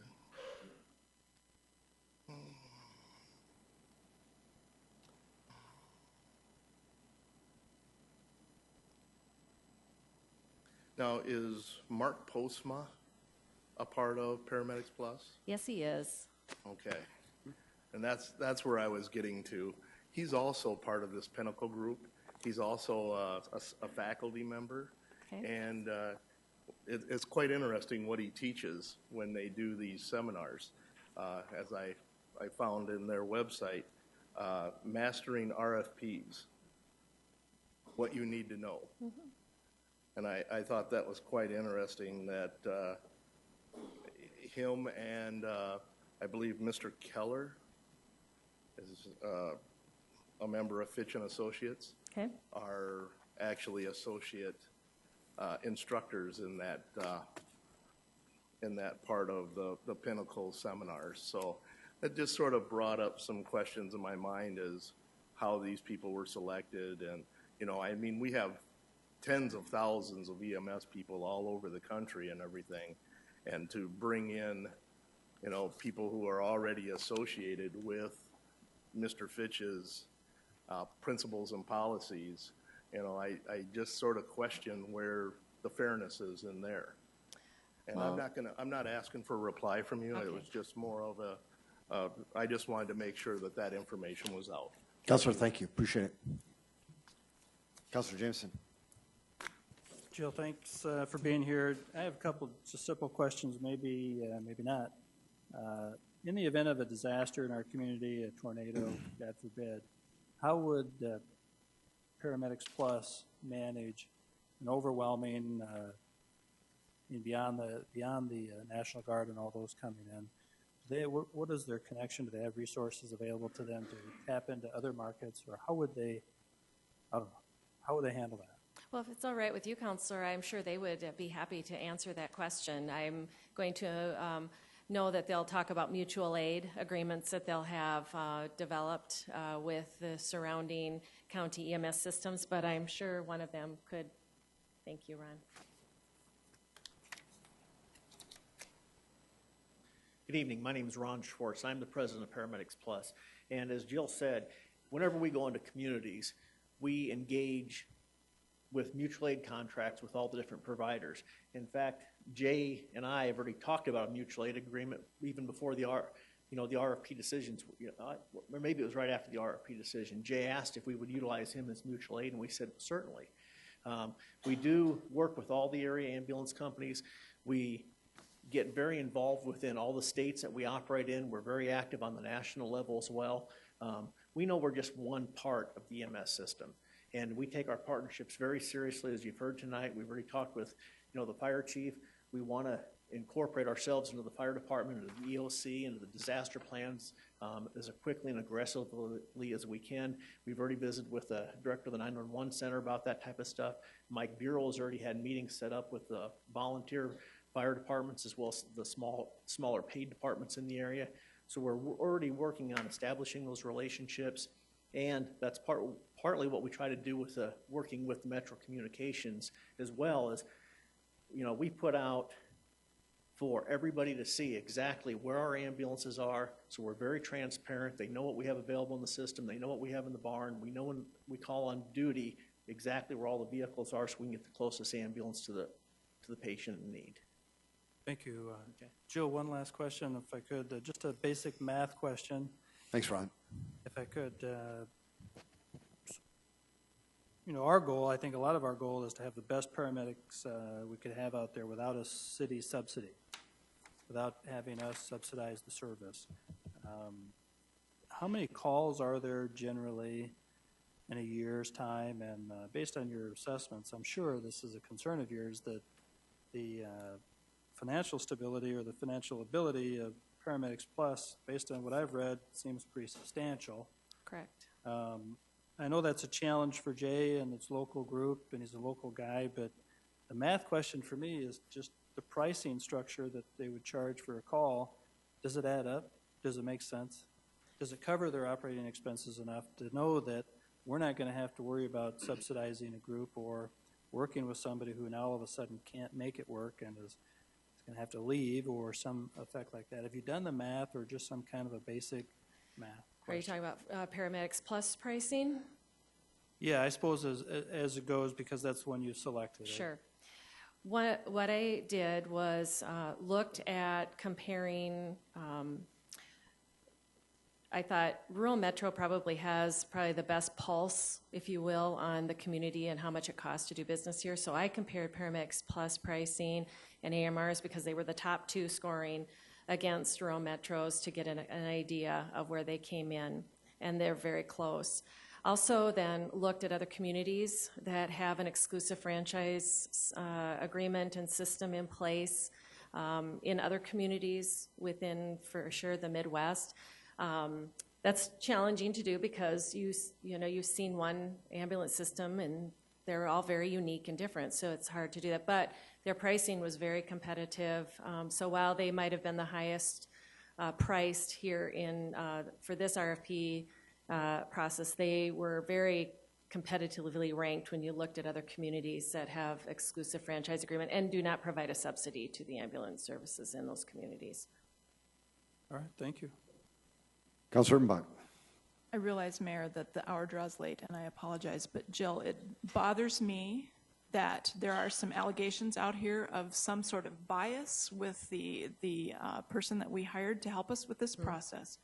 Early on in this conversation, really not that long ago, several weeks ago, you told us about those allegations, that they are national allegations. This is not new information, and you had a response for us. Would you remind us what that response was in terms of the advisor that we have and his so-called relationship with or without the people that happen to win this contract? Well, if you're referring to Dr. Fitch and his work, he relies very heavily on his reputation, and he conducts himself in a really very professional and above-board manner.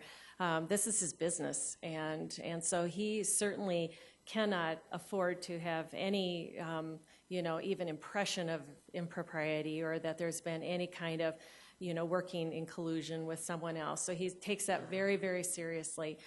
We absolutely have had no concerns whatsoever about Dr. Fitch and his work. And quite frankly, this is what happens in a community when there's a disappointed bidder. That this is what happens. There's a lot of competition for these markets, but that's the whole point. This was a competitive process, and the best scoring ambulance provider rose to the top, and that's who's being recommended for you tonight. Dr. Fitch assisted us with that process. He comes very highly recommended, very highly respected across the nation, and so I think you should have the full faith and confidence in not only him and his work, but also in the entire team that worked on this. Thank you. I hope that answers your question. Yes,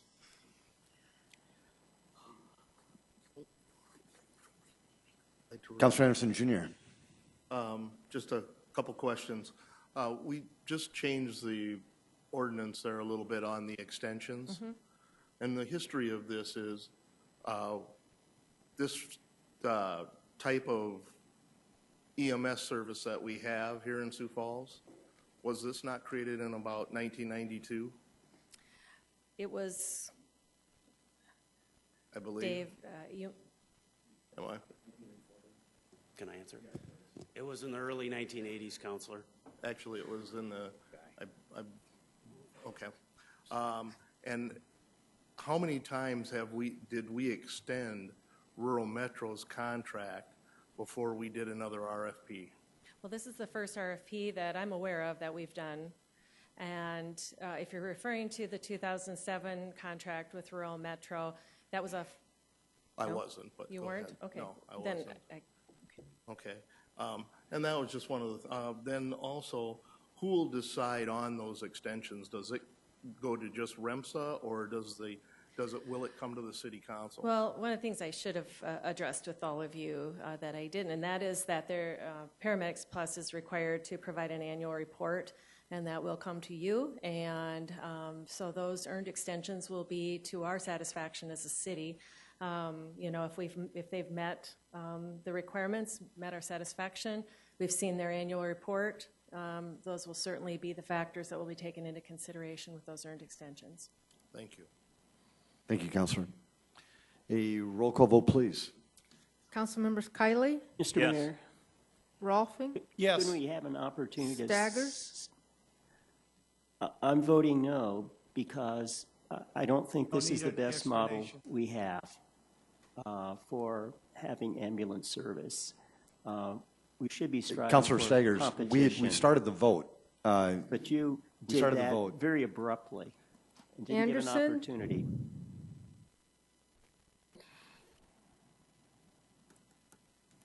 I mean, we didn't have a choice for amendments or nothing. Councilor Zero. Staggers, I'd ask you to remain professional in your duties tonight. That's what I'm Thank you. asking for. You gave a vote. Councilor Anderson Jr.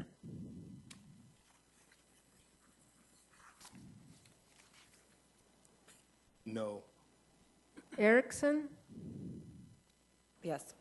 Erpenbach? Yes. Jameson? Yes. That is passed 5-2. Item 13. First reading, an ordinance of the City of Sioux Falls, South Dakota, amending the Code of Ordinances of said city by changing its street name, West Hanger Street to West Hanger Street. If I could, I did want to recognize Troop 46.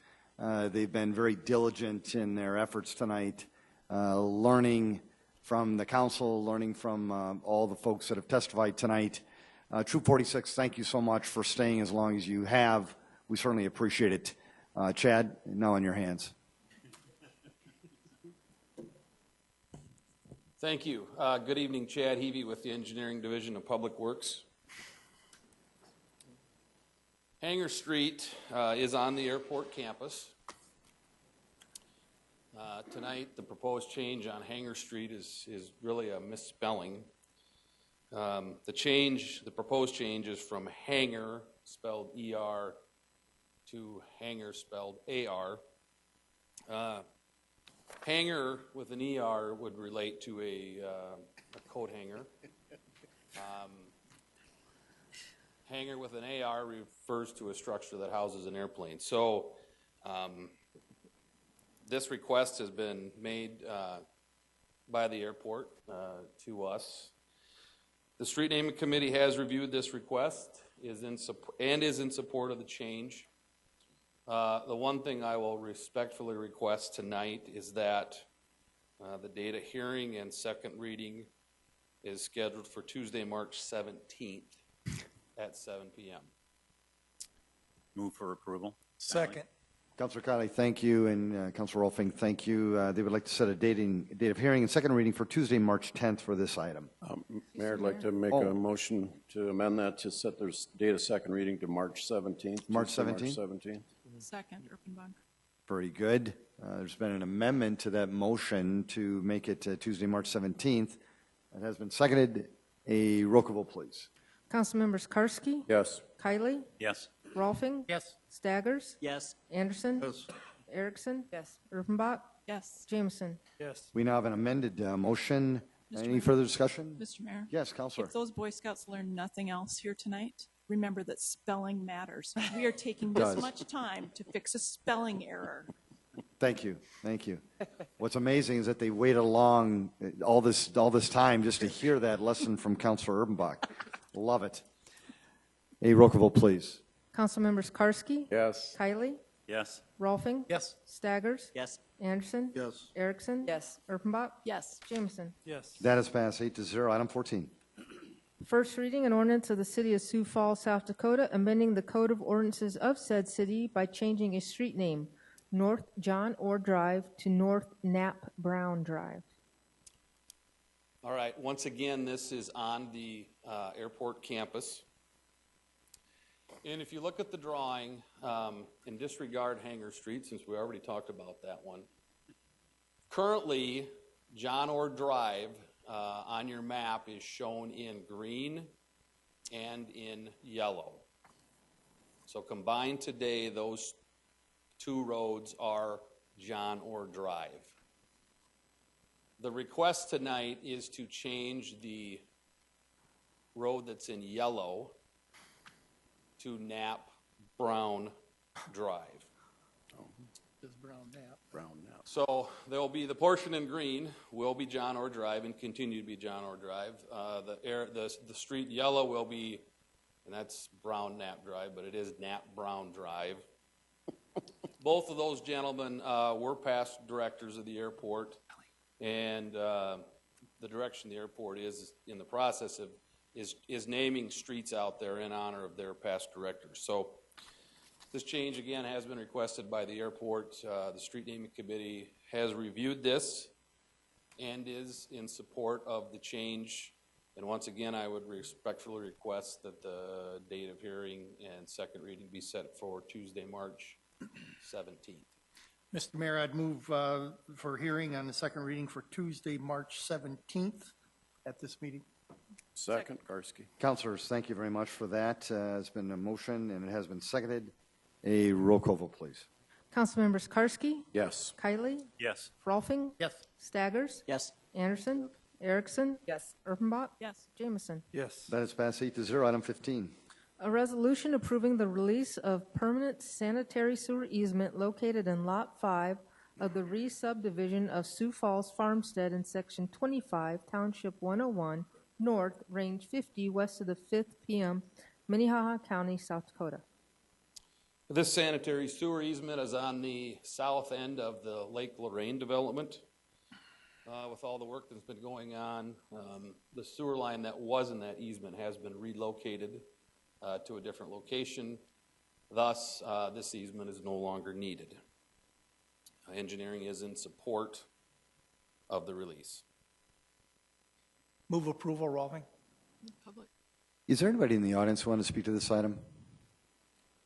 Mr. Weiderman, welcome. Thank you. I just have a quick question. The right-of-way that's being spoken of, what right-of-way, what railroad did that belong to? And who has the easement now? Chad, do you know the answer to that? First of all, we're talking about an easement, not right-of-way.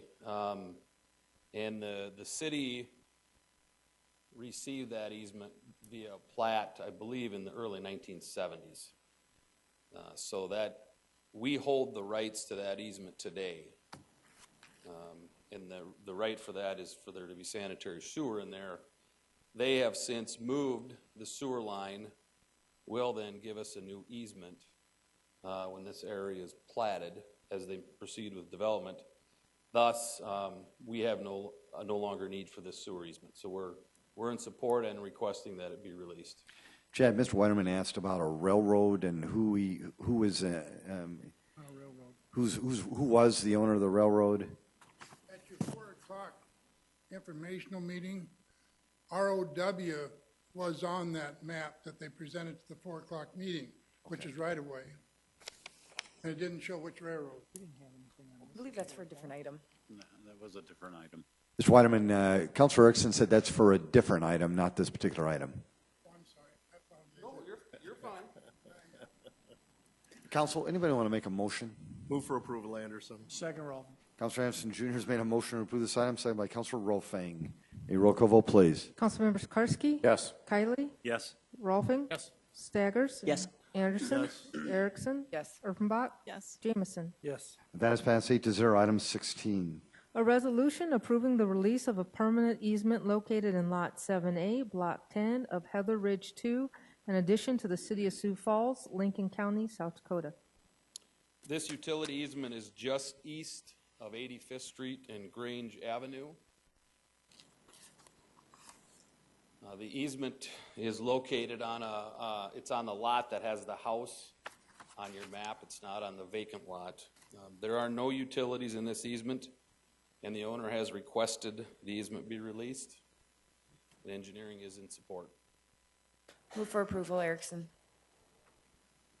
Councilor Erickson, thank you. Is there anybody in the audience who wants to speak to this item? Councilor Erickson made a motion to approve this item, seconded by Councilor Anderson Jr. A roll call vote, please. Councilmembers Karski, Yes. Kiley, Yes. Rolfing, Yes. Staggers, Yes. Anderson, Yes. Erickson, Yes. Erpenbach, Yes. Jameson. Yes. That is passed 8-0. Thank you. Item 17. A resolution advising and giving consent to the appointment of members to certain boards, citizen boards, and if I may, that's Gary Gagno to the Solid Waste Planning Board, Rachel Meyerink, Board of Historic Preservation, and Alejandro Ramirez, Commission on Human Relations. Thank you. Council, would anybody want to make a motion on For this? approval, Anderson. Thank you, Councilor. Second. Kylie? Thank you, Councilor Kiley. There's been a motion to approve these items. A roll call vote, please.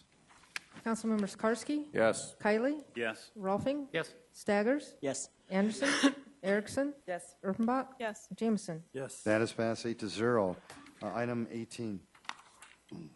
A proposed resolution vacating the public right-of-way on North National Avenue from the south right-of-way line of East Benson Road to the north right-of-way line of East 39th Street North, and on East Hogan Avenue from the east right-of-way line of North National Avenue to the west right-of-way line of North Casco Avenue. This right-of-way is south of Benson Road and east of Cliff Avenue and is not improved. If vacated, a utility easement will be maintained. I want to show you this map here. The area in yellow is what we're talking about tonight, and I'm going to zoom in here a little bit. The area in pink is already vacated right-of-way. So you can see there's been a trend in this area to vacate right-of-way.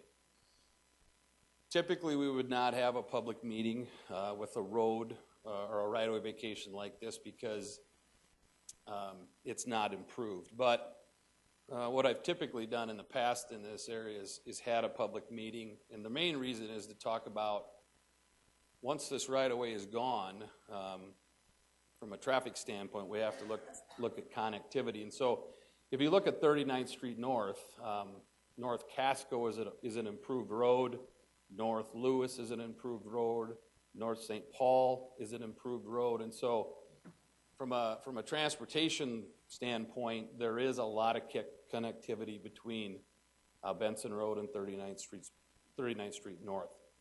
So between now and the hearing, we will have a neighborhood meeting. I will tell you there is 4 property owners out here that have signed the petition. They are in compliance with our policy and will be here at the hearing. And then I also will have somebody attend the public meeting and we will relay their comments to you at that time. But I will say that we are in support of the vacation, and I again will request that the hearing date be set for Tuesday, March 17th.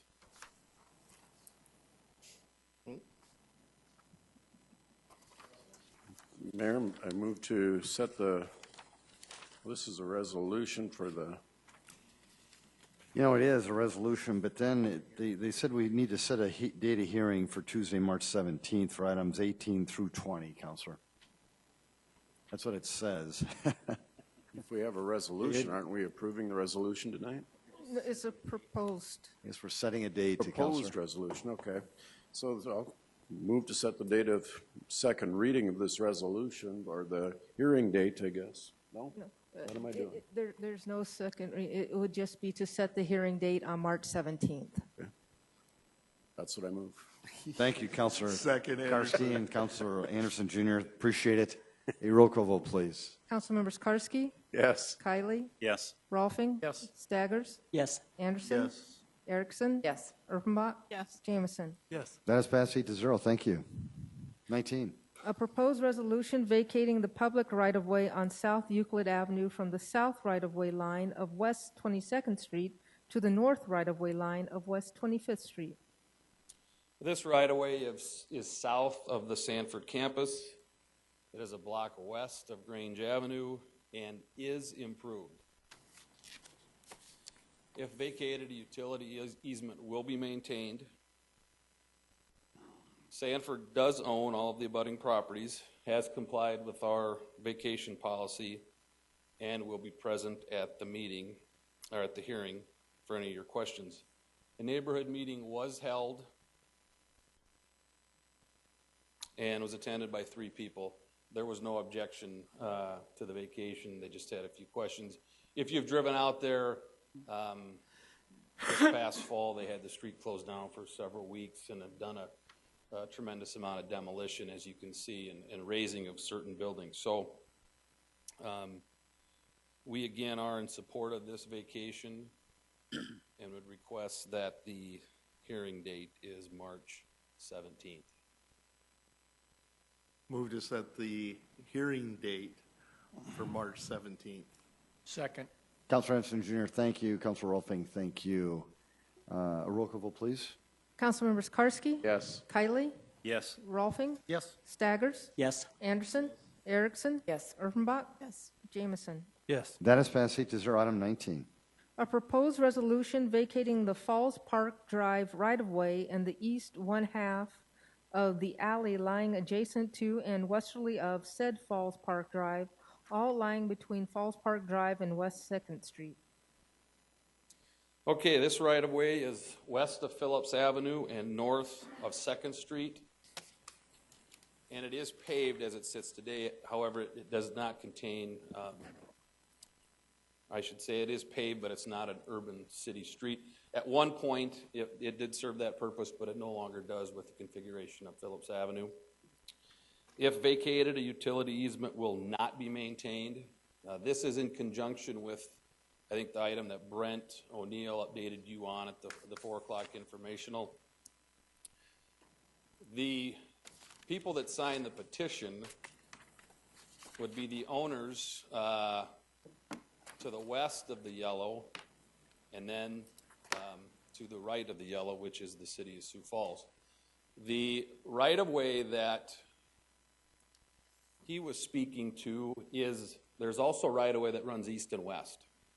And so this is the first right-of-way vacation we're bringing forward. In the future, then, we'll have to bring another resolution forward to vacate the right-of-way that runs east and west. Mr. Weideman is correct. The BNSF, I believe, owns some of that abutting property as well as a couple private individuals. And I believe the city also has a piece of that as well. And so I'd say the selling of the property is one item. This right-of-way vacation is another item. And we'll be coming back at a later date to address the right-of-way that runs east and west. Thank you, Chad. Mr. Weiderman, this is not the time for public testimony in this particular item. I apologize, sir. Yeah, sir, I apologize. It's not the appropriate time for this, but Chad can answer it after. Thank you, Mr. Weiderman. Yes, Dean or Councilor Karski, I apologize. It's getting sorry late, for Mayor, the that's fine, I understand. inappropriateness. When we do a title transfer like this, there's a title search and title insurance by the buyer and et cetera, correct? In case there's ever any issues. Oh, yes. It's no different than... So if the railroad would ever come back and say, hey, you didn't have clear title, or if somebody'd come back, their title insurance would... Well, the railroad doesn't front or abut any of this right-of-way. Wow, one more time, I'm sorry? The railroad, the property the railroad owns to the east is north of here and to the east. Okay. So they were not required to sign the petition. It was just, I believe one property owns the 3 parcels on the west. I guess my question more is along the line, if the railroad owned part of this at one time, there's a title search and title insurance that's involved in any sale of the land that the city does. Correct, and they'll come into place. They will have to sign the petition when we vacate that east-west wide right-of-way because they abut the north piece of that east-west right-of-way. Thank you. Move to set the... Thank you, Councilor. The meeting for March 17th. Oh, excuse me. No, sir. Let's leave that one on the 10th if you would. Okay. Can I take that back, Mayor? Yes, please. Okay, thank you. Move to set the hearing meeting for March 10th. Second, Karski. Very good. And Mr. Weiderman, that'll be an opportunity for you to engage the council on this topic publicly if you want. But Chad will also be here for you now if you have a question. Thank you. A roll call vote, please. Councilmembers Karski? Yes. Kiley? Yes. Rolfing? Yes. Staggers? Yes. Anderson? Erickson? Yes. Erfenbach? Yes. Jameson? Yes. Thank you. That is passed 8-0. Council, any other motions tonight or things you want to chat about? To adjourn. That sounds great. Councilor Karski, thank you. Councilor Rolfing, thank you. There's been a motion to adjourn this meeting. Has been seconded. All those in favor say aye. Aye. All those opposed? This meeting is adjourned, Sioux Falls. Make it a great, great night. And Scouts, I want to thank you for being here as late as you are. You deserve extra badges, extra credit, extra whatever. Thank you for being here this long. Appreciate it. This meeting is adjourned, Sioux Falls.